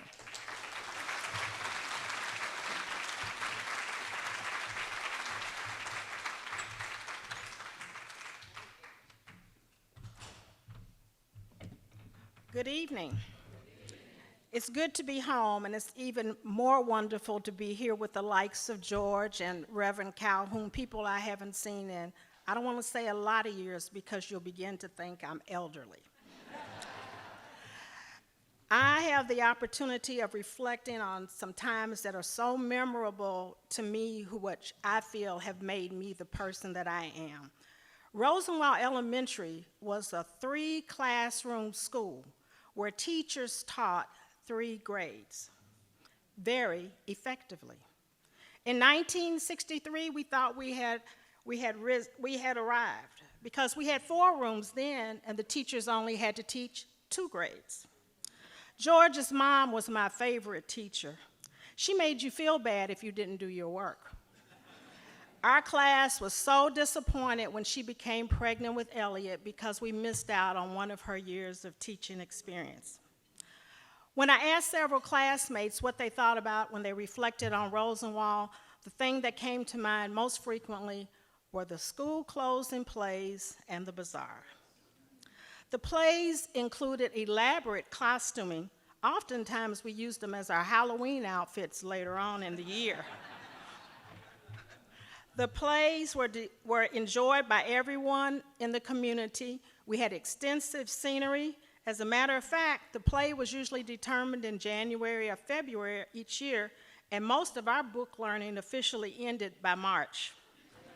We worked on those plays until May, but we had a lot of subliminal learning that took place. That subliminal learning consisted of memorizing parts, learning various forms of dance, and learning musical selections in harmony. Many of us learned how to sing in harmony as early as kindergarten and 1st grade. I remember our going regularly to the Kentucky Training Home where we performed Negro spirituals for the residents and the staff. Everything we did was from memory. Never was anyone performing with a piece of paper in their hand. Repetitive or rote learning was how we learned. Rosenwald was designed to develop the whole child, and that it did. The 3 R's were emphasized, but the arts were heavily embraced. This was a time when parents and schools worked hand in hand. We officially were called a laboratory school, so I guess you could say we were guinea pigs, and we gave many future educators some of their best training for teaching eager minds. We were exposed to new math, learned Spanish via the lives of Gloria E. David. Some of you might remember this little song. We cannot speak at all. We cannot speak at all. Los buenos amigos estudiamos español.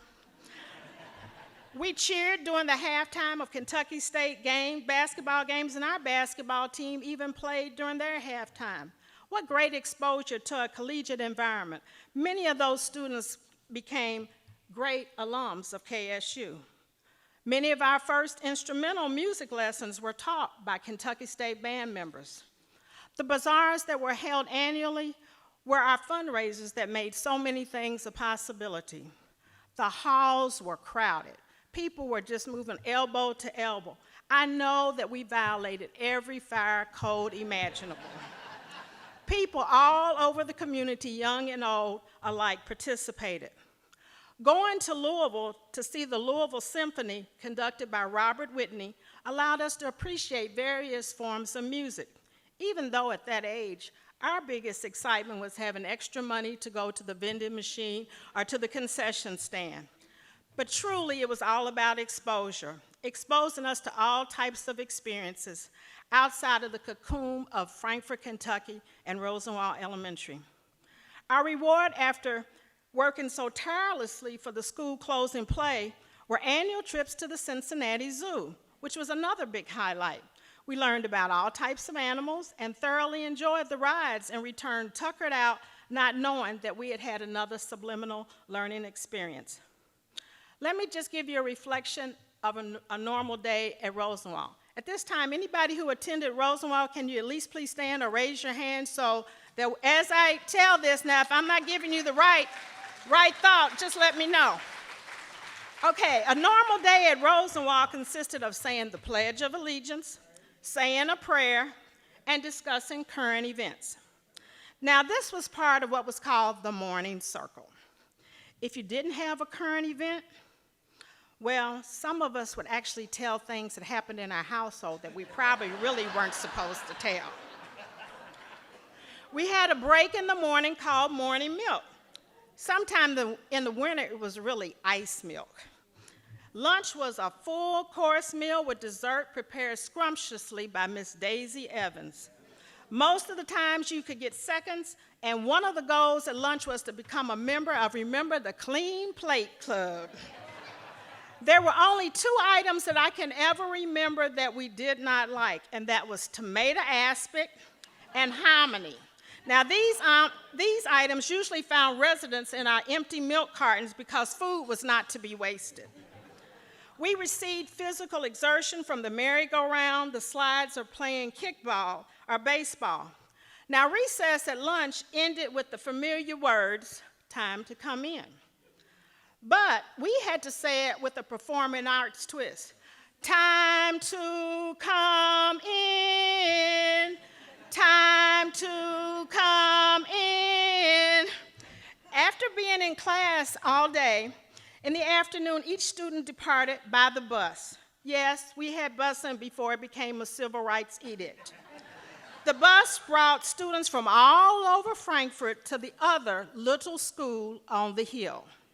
Those that didn't ride the bus used their personal form of transportation, like myself, the left and the right foot.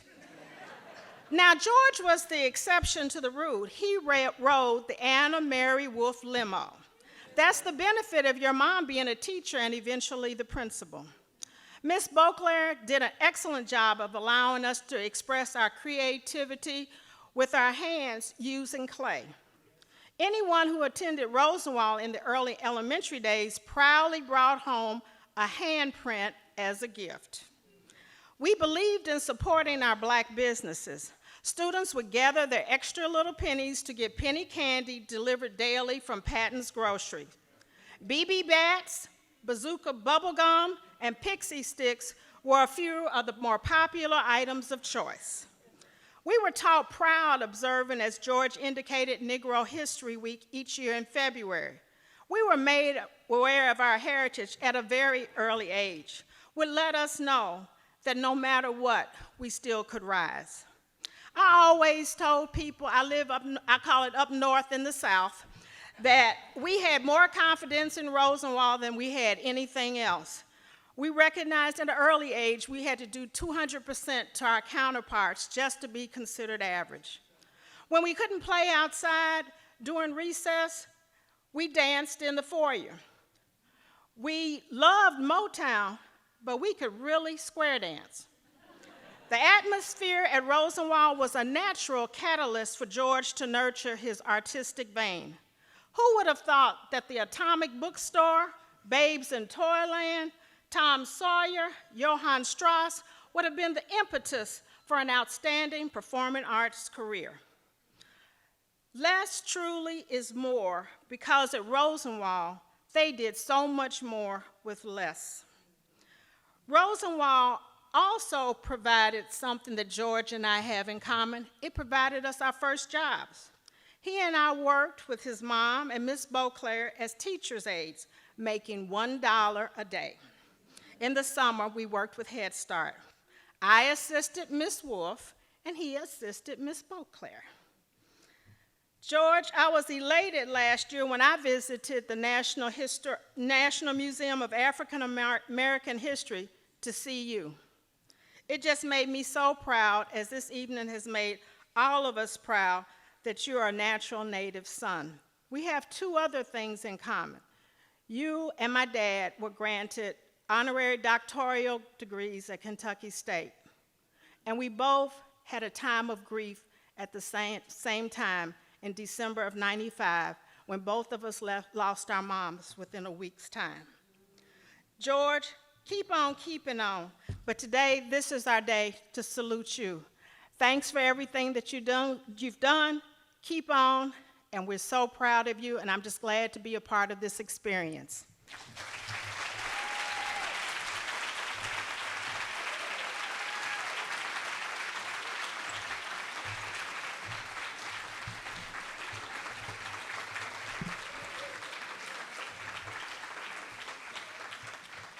Thank you, Carol. Our next guest is our esteemed Franklin Circuit Court Judge, Philip Shepard, with remembrances of Frankfort High School. And Philip, you're in tough territory here. You got a lot of competition for remembrances of Frankfort High School. Please welcome Judge Shepard.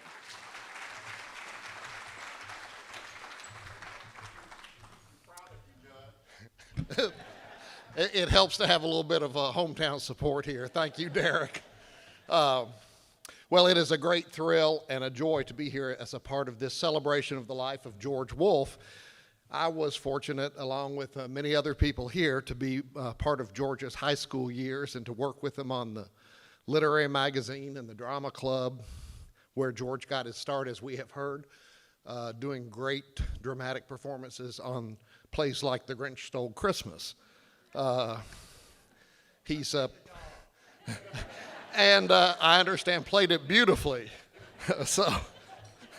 But my most vivid memory of George in high school has to do with another one of his many artistic talents when he was the drum major of the Frankfort High School marching band.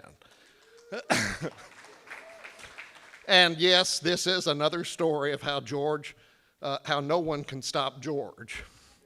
At the homecoming game in George's senior year, the halftime show went a little bit longer than scheduled because of the crowning of the homecoming court. Coach Raymond Webb, who was, as everyone knows, the master of his domain on the football field, came storming back onto the field with his team, ready to take the field before the band had completed its grand finale.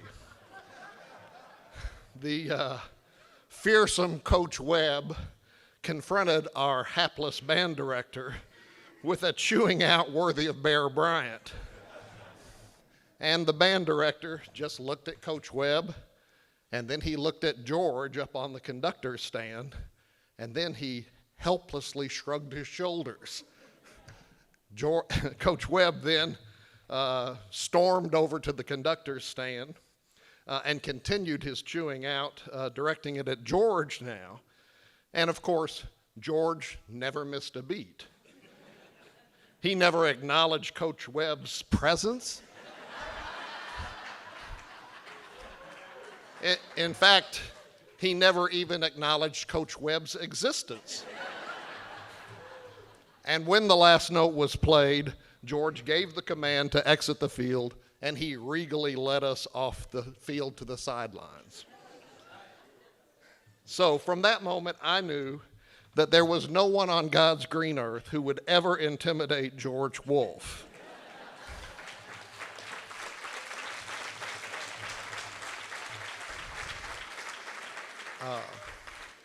And his life and career has been a testimony to the proposition that one person with courage makes a majority. Growing up in Frankfort in the 1960s, we all lived in a community where racial stereotypes of the larger culture were regularly exploded. We've just heard some very compelling evidence of that from what was going on at the Rosenwald School.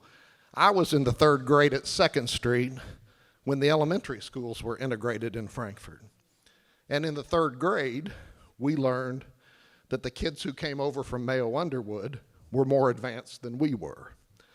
They wrote in cursive, they knew their multiplication tables, and yet the talented educators, like the remarkable Alice Samuels, who produced these superior results, were forced to take secondary roles at 2nd Street.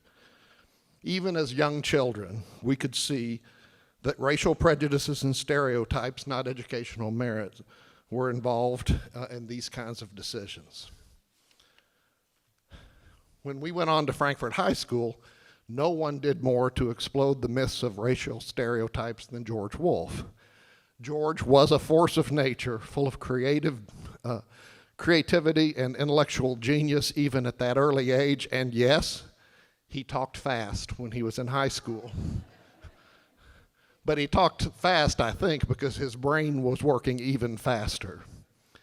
And yes, I think the thing that made George such a unique character in our school was, although he was advanced and creative and intellectual, he also was very tolerant and understanding of those of us who could not keep up with him. In his friendships, George crossed racial boundaries. In his leadership, he commanded the respect from students and faculty alike. And George always brought out the best in everyone. George taught us, even as young kids, a lot about human nature and the human condition. And he has continued sharing that gift on the national stage. He taught me about Marvin Gaye and Motown and the Fifth Dimension. But he also taught me about James Baldwin. And James Baldwin once wrote that home, perhaps home, is not even a place, but is simply an irrevocable condition. So I'm so happy to welcome George Wolfe home, and so grateful to share the irrevocable condition of growing up in Frankfort with him. Welcome home, George.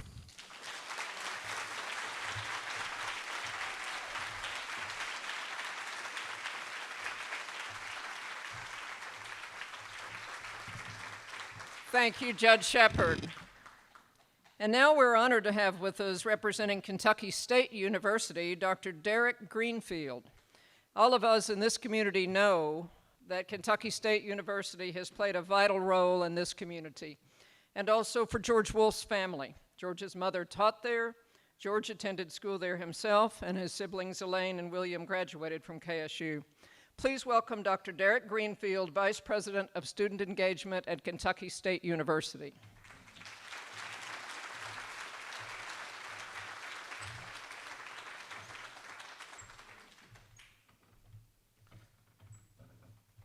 Good evening.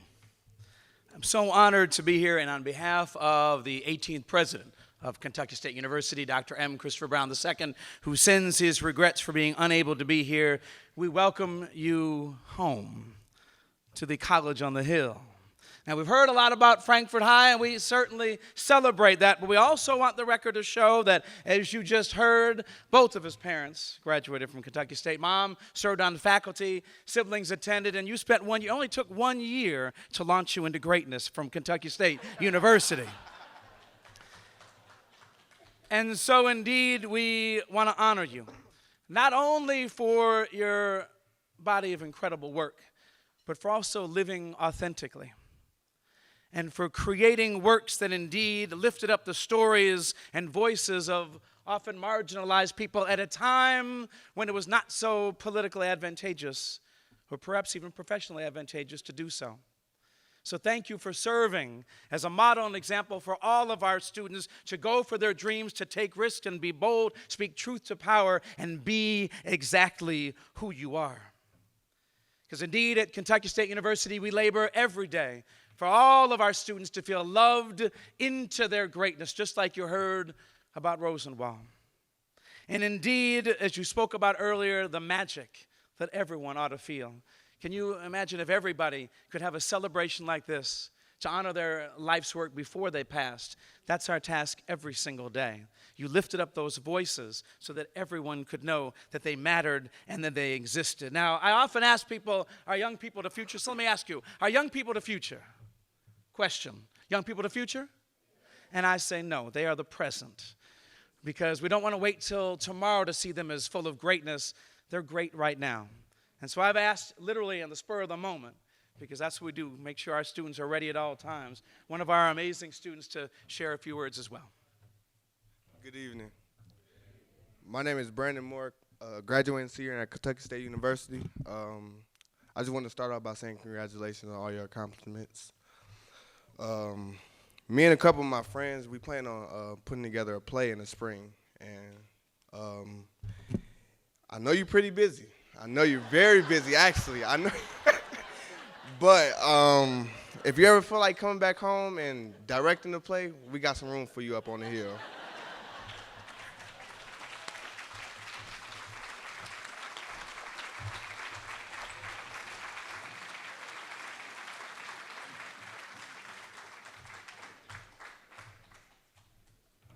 Well, George, you don't have to worry about being out of work now.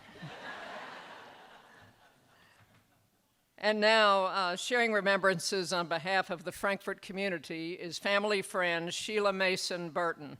Sheila and her siblings grew up with George and his siblings, and the parents of both families were close friends. But Sheila has been a force and an inspiration in the planning and coordination of these events today. Those of us who served on the ad hoc committee, the board members, all of us want to express our extreme appreciation to Sheila for all the energy and commitment she put into this, while she's also still working full-time, and we couldn't have done it without you. Please welcome Sheila Burton to the stage.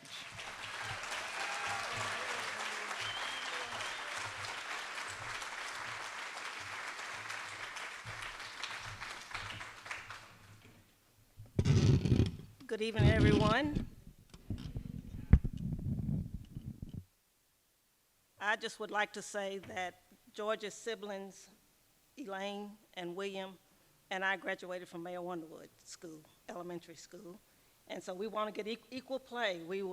There was Rosenwald School and Mayor Underwood School, and we are proud products of Mayor Underwood School.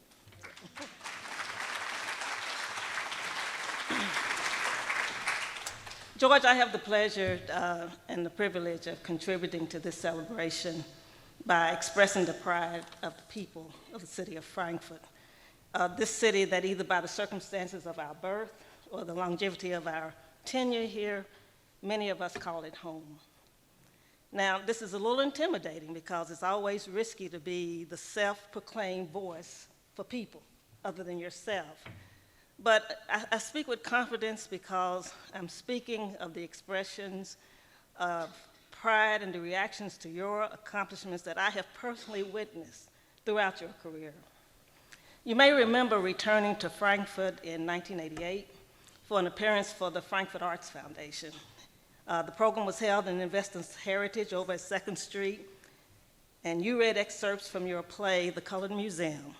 George, during that time, you were in your Afro years, and you had on a black suit and a dress shirt and white sneakers. And the place was packed, and your mom was getting as much, if not more, attention than you were getting, and she was thoroughly enjoying every minute of it. And your former teachers, Miss Mary Elizabeth Chenault and Jane Johnson and Polly Green and I think Linda Sherrod, they were swarming around, giddy with excitement. It was just a wonderful evening. There was a hallmark occasion, and I remember your dad and I standing off to the side, just taking it all in. And Costello Wolfe was not one who expressed his emotions. I mean, you could not read his emotions.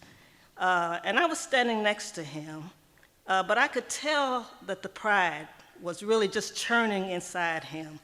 And I remember nudging him and saying, "Well, Mr. Wolfe, what do you think?" And his response was, "I think George should have worn a different pair of shoes."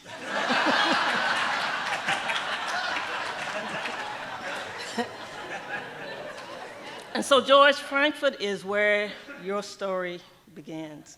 And we hope you will always consider it home. And we know now that we share that distinction in your life with New York and once briefly with California. But I believe that home is where the heart is. And I don't believe that either one of those two states could ever rival Frankfort, Kentucky. and I know that's spoken like a native girl who never left home. There may be other cities or states that you call home before your story ends, but as I've read your comments about Frankfurt over the years, I sense that same feeling of place that many Kentuckians feel. I've heard it from many folks that were born in Kentucky, left. There's just this sense of place. And you said it when you wrote, and I'm quoting, "I am so grateful to be born when and where I was born, surrounded by a community of people, each of whom I felt had a vested personal investment in my feeling safe and proud in the world, not because I was special, but because I was one of them," end quote. And I do get a little emotional sometimes, George, when I think about your success, and I think about all of that went into it, and I think about the community. And I get a little emotional because right now, I'm channeling the spirits of so many people that aren't here now to tell you how proud they were of you. People, George, who made up that proverbial village that for so many of us was the starting place of learning to love and to hope and to dream. The place, George, that you said gave you the confidence to go into worlds unknown and assert your right to be there. And I'm talking about that village in which the Lindsay family and the Wolfe family was rooted, grounded. The village that laughed and cried with the Wolfe family during the ups and downs of your life. And during the early part of your career, many of these people strutted with pride, like they had something to do with your success. And it was because, George, you were Costello and Anna Mary's boy, or you were Miss Addie President's grandson, or you were William and Elaine's little brother. George, you took the village, young and old, to Broadway in New York. Some could afford to fly. Many of us just loaded up the van with parents and kids and drove to the big city, as my dad said, going to see George's play. It's great to have you home, George, and though you'll get on a plane and leave tomorrow, I bet a piece of your heart stays here in this place. Now, I have to end with a quote from Abraham Lincoln, of all people, quoting Abraham Lincoln in the Kentucky Historical Society. But Abraham Lincoln said, "I like to see a man proud of the place in which he lives. I like to see a man live so his place will be proud of him." We're proud of you, George, and we're glad you're home to let us express it.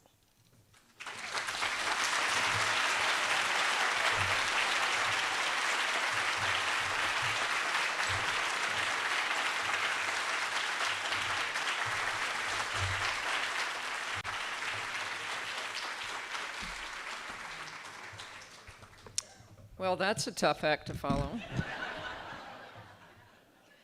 You should know that Sheila plays a leadership role in the Kentucky Historical Society. She's on the Board of Governors here, as well as having served previously as chairman, and has done a remarkable job in her leadership promoting Kentucky's history through this organization where we are tonight. Thank you, Sheila, for those wonderful words.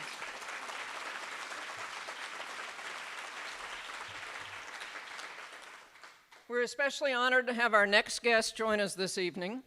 Robert Barry Fleming was named Artistic Director of Actors Theater in Louisville just this past June. Prior to coming to Louisville, he had a stellar career as an artistic leader, producer, director, choreographer, performer, teacher, and actor. He most recently served as Associate Artistic Director of the Cleveland Playhouse, and prior to that as the Director of Artistic Programming at Arena Stage in Washington, D.C. Most important, Robert Barry Fleming, too, is a Frankfurt native, whose mother, Dr. Juanita Fleming, taught at KSU and at UK. Please welcome Robert Barry Fleming, or as he was known here, Bobby Fleming, to the stage for a professional tribute to George.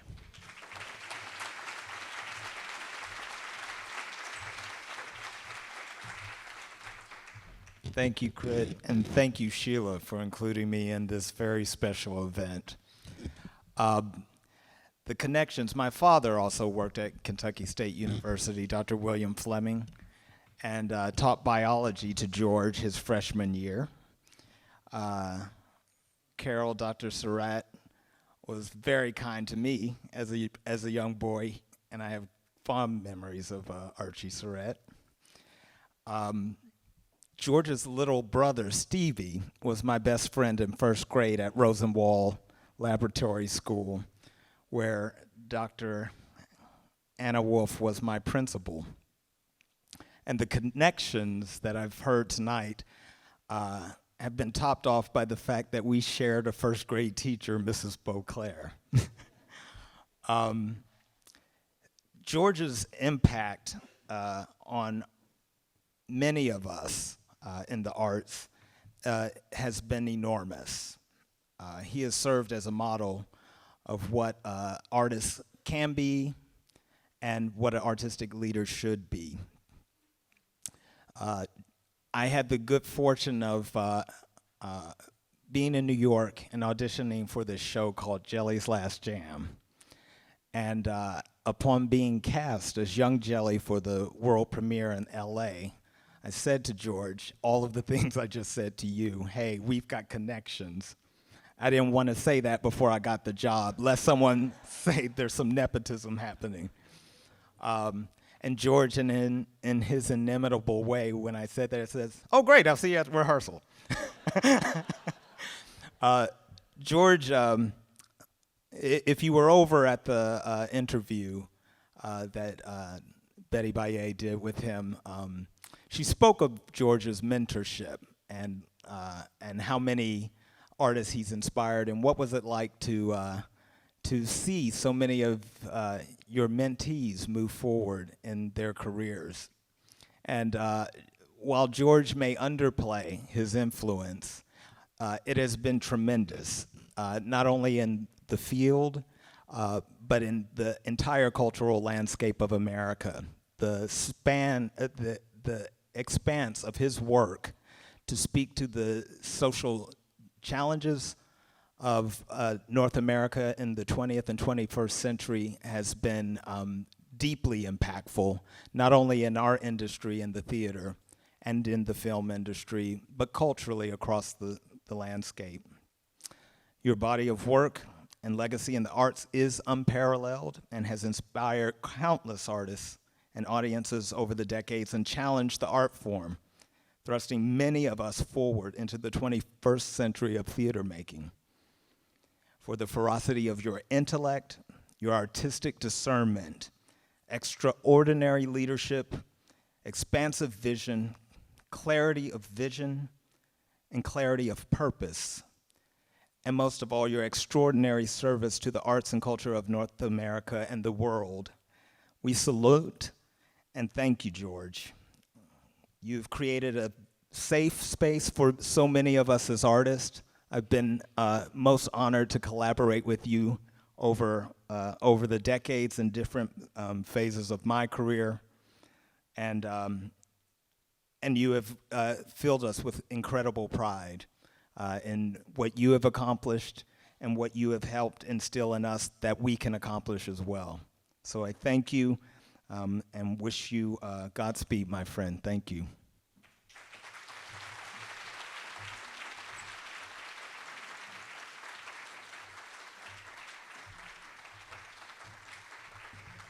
Thank you, Bobby.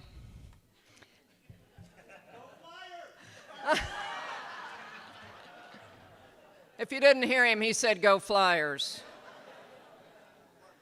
Sorry, you've got some allies here, but I think you're outnumbered.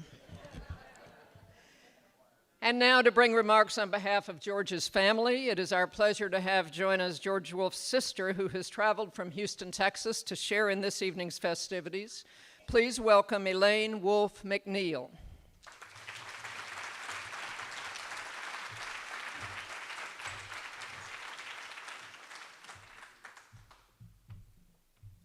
Next to Julie and Carol, I think I have the shortest speech. Good evening, Kentucky. Good evening, Frankfort, family and friends. But first of all, let me give a shout out to my Frankfort High School class. I see Bill Crumble, Sheila Mason, Marjorie Duncan. So Product of Frankfurt, right there. Okay. Thank you so much for honoring and loving the Wolfe family. And thank you for honoring George.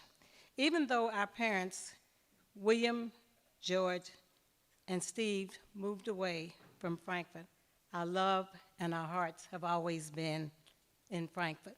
My father moved to Houston when my mother had heart problems, and he loved Houston. He loved being there with me, but he refused to move his checking account from State National Bank.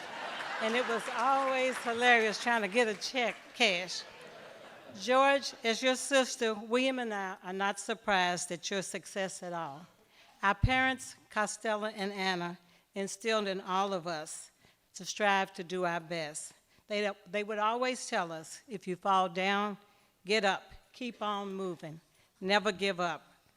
Numerous times within opening nights of your Broadway production or your or your movie productions, actors like Tom Hanks, Meryl Streep, Denzel Washington, Gregory Hines, Sabian Glover, to name a few, would always come up to me and say, was George like this growing up? What was he like?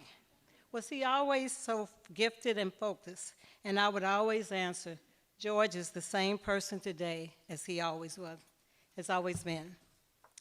Growing up in Frankfort, Kentucky. In closing, I would take your initials, GCW, George for my grandfather who was born in Providence, Kentucky, Costello for my father who was born here. By the way, when my parents were at Kentucky State, funny story, my mom grew up in Frankfort, attended Mayo Underwood, and when she met my dad, he said, I'm from Providence. She says, oh, wow, I'm getting ready to move to the East Coast. And he said, no, Webster County, Kentucky. No, I'm from Providence where they have one stoplight. George, you are truly, G stands for George. You are truly a good person. Even though you're my younger brother, sometimes I feel like you're my best friend and my most precious brother. William feels the same way. You are truly a good person who cares deeply. I remember a very sad occasion we had. I think I was a sophomore at Frankfurt High. Our brother, Elliot, died, and I think William Calhoun, some of you remember when he died. And it was just a sudden death, and my parents were just really grieving. And this is where the acting, I guess, in George came. George did not believe in Santa Claus. He was pretty grown up, but he pretended to be a baby even longer, just so my parents could still have a baby. My little brother died at 13 months. George, you were maybe, 6 or 7? But he pretended to still be the baby and believe in Santa Claus just to make my parents happy. Costello is your middle name, which is our dad's name. C stands for that you're creative, you're curious, and you're very caring. You genuinely love your family and friends, and you are also creative, which stands for itself. W stands for that you're wise and a wolf. Yes, you're a wolf who never gives up. William and I love you with all our hearts, as does our family and friends, as we're gathered here tonight. Thank you again, Frankfurt, and thank you for Kentucky for loving George and our family. We love you, and we will remain Kentuckians now and forever. Thank you.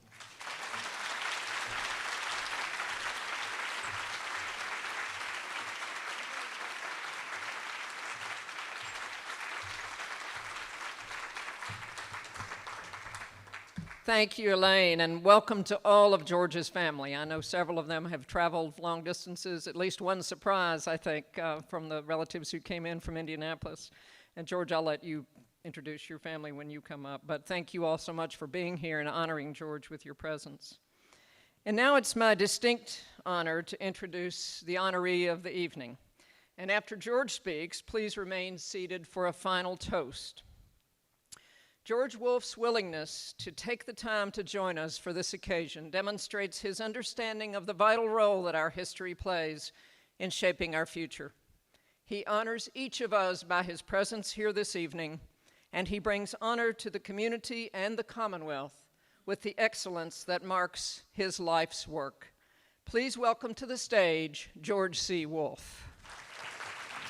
I need to go to bed. I mean, this is...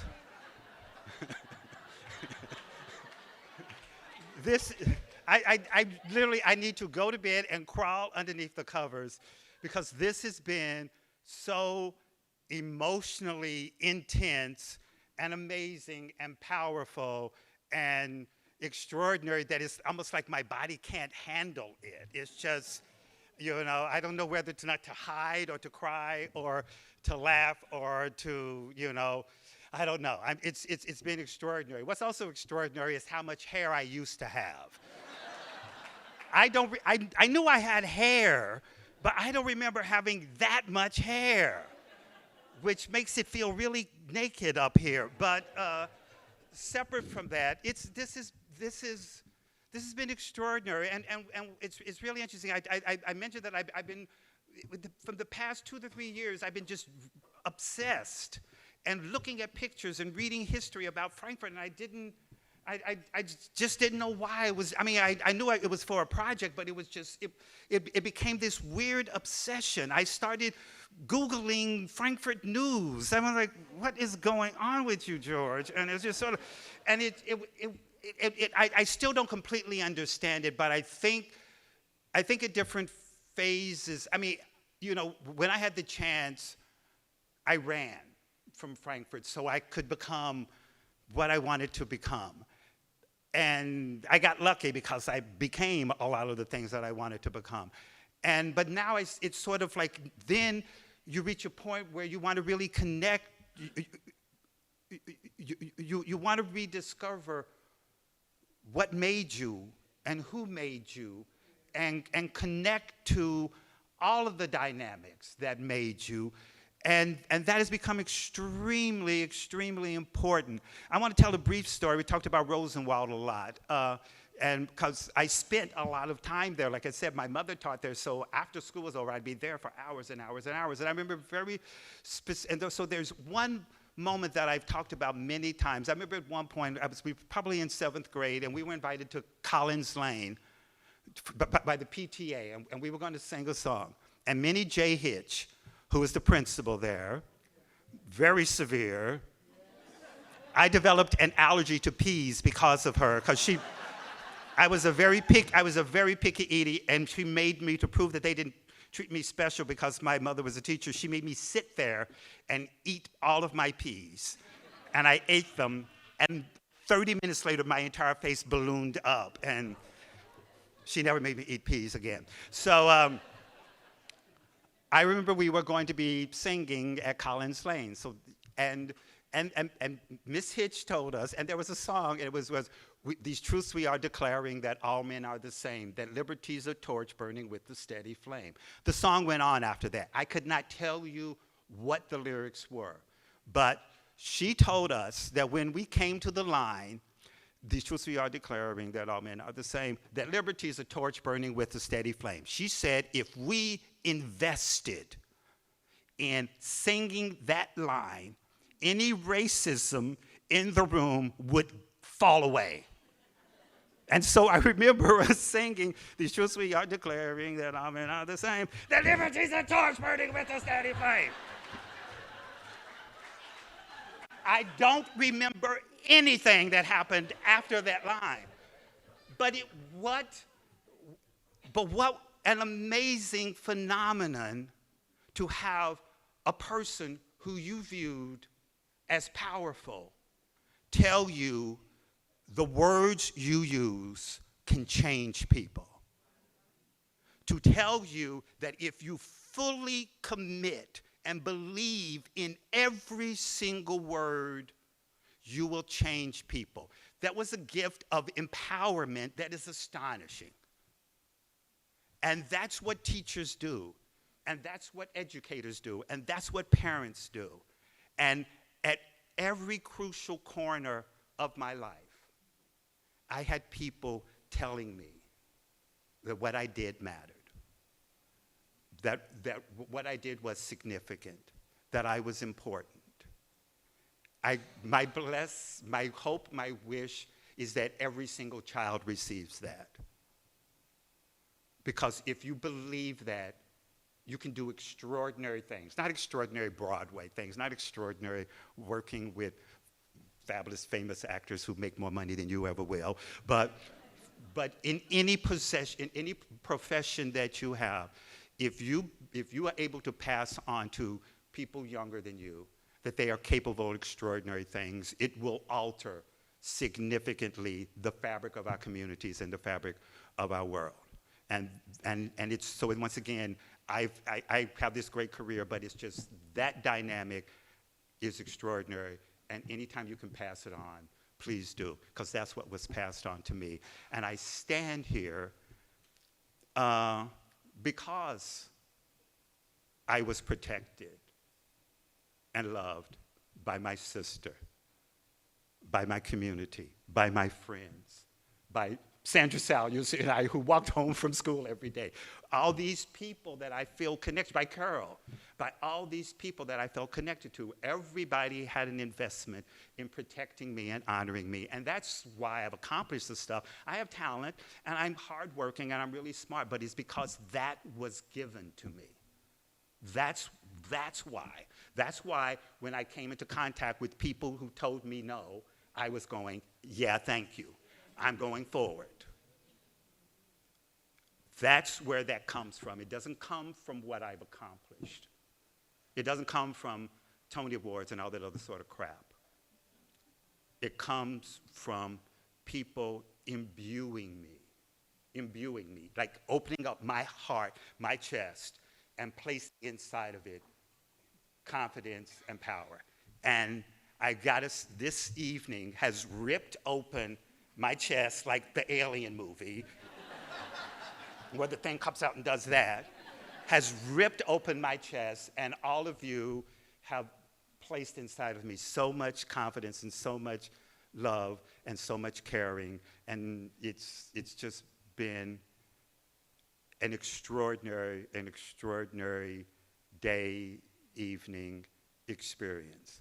I am deeply grateful for my family who are sitting here at this table, deeply grateful to them for loving me and valuing me. I'm deeply grateful for the people, all the people who taught me. I'm deeply, deeply grateful for my friends. Steve Mason is right there. He's my oldest friend. I think I've known him since I was 3. Let's give Steve applause.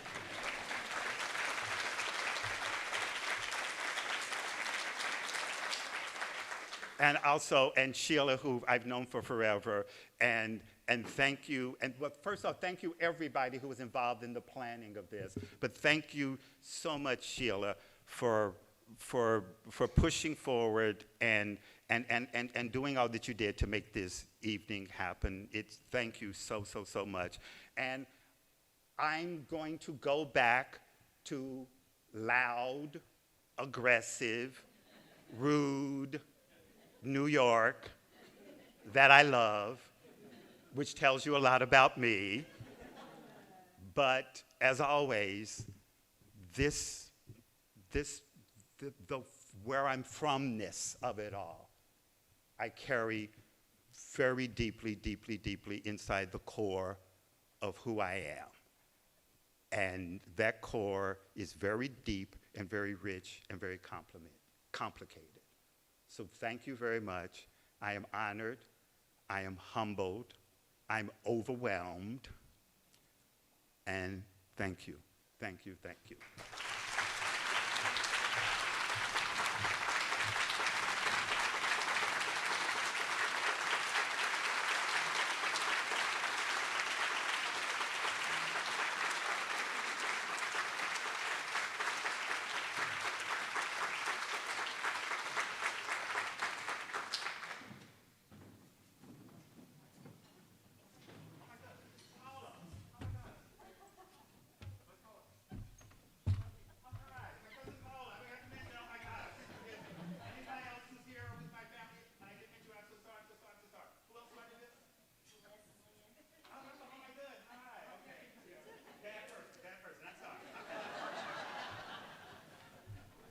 Hasn't it been a great day? Somebody up above smiled heavily on us in this event. You know, it's often everybody's been through that point where you have an event that has a little sour, and you think to yourself, well, who are we going to blame it on? That's the first thing you thought about. And it comes the saying that there's enough blame to go around for everybody. Tonight, there's enough credit to go around for everybody that made this happen. And that's what we're here for. So, George, your first marks to first place are what guided this whole committee to work together to come and do it, because we didn't say no. We said, yes, we can do it. And I'm here to tell you that it was a great event all the way through. I thought at one time about using personal names of all the people who did work, but I thought better of it, because surely I would leave out somebody, and that would be a shame. That would be a shame, because so many people worked so very, very hard to make this happen. So, ladies and gentlemen, I rise today to make a toast. I want to make a toast today because today our community has come together to bestow a long overdue recognition. Today, we have made tomorrow's history, which is the goal of the Capital City Museum. Today, we have a native son for our outstanding recognized achievements on a national stage. I propose a toast to all that brought this event to fruition. The main sponsors whose generosity opened the door to start it, to the additional sponsors that kept rolling, to the program advertisers, to the in-kind contribution people that did so much for the board, to the hard-working Capitol Museum board and staff, and to the brilliance of the ad hoc committee that gave the encouragement to carry through with it. And especially to you and to all that attended this afternoon ceremony, to take part and pay homage to George C. Wolfe and to take part in what is Franklin County's history. To our very special guest and honor, who has allowed us to share in his success. And George, we will cry with you, we will laugh with you, we'll swing with you, but thank you. Thank you for what you've done and letting us be part of your life. Everybody raise your head and toast. A toast to all. Thank you.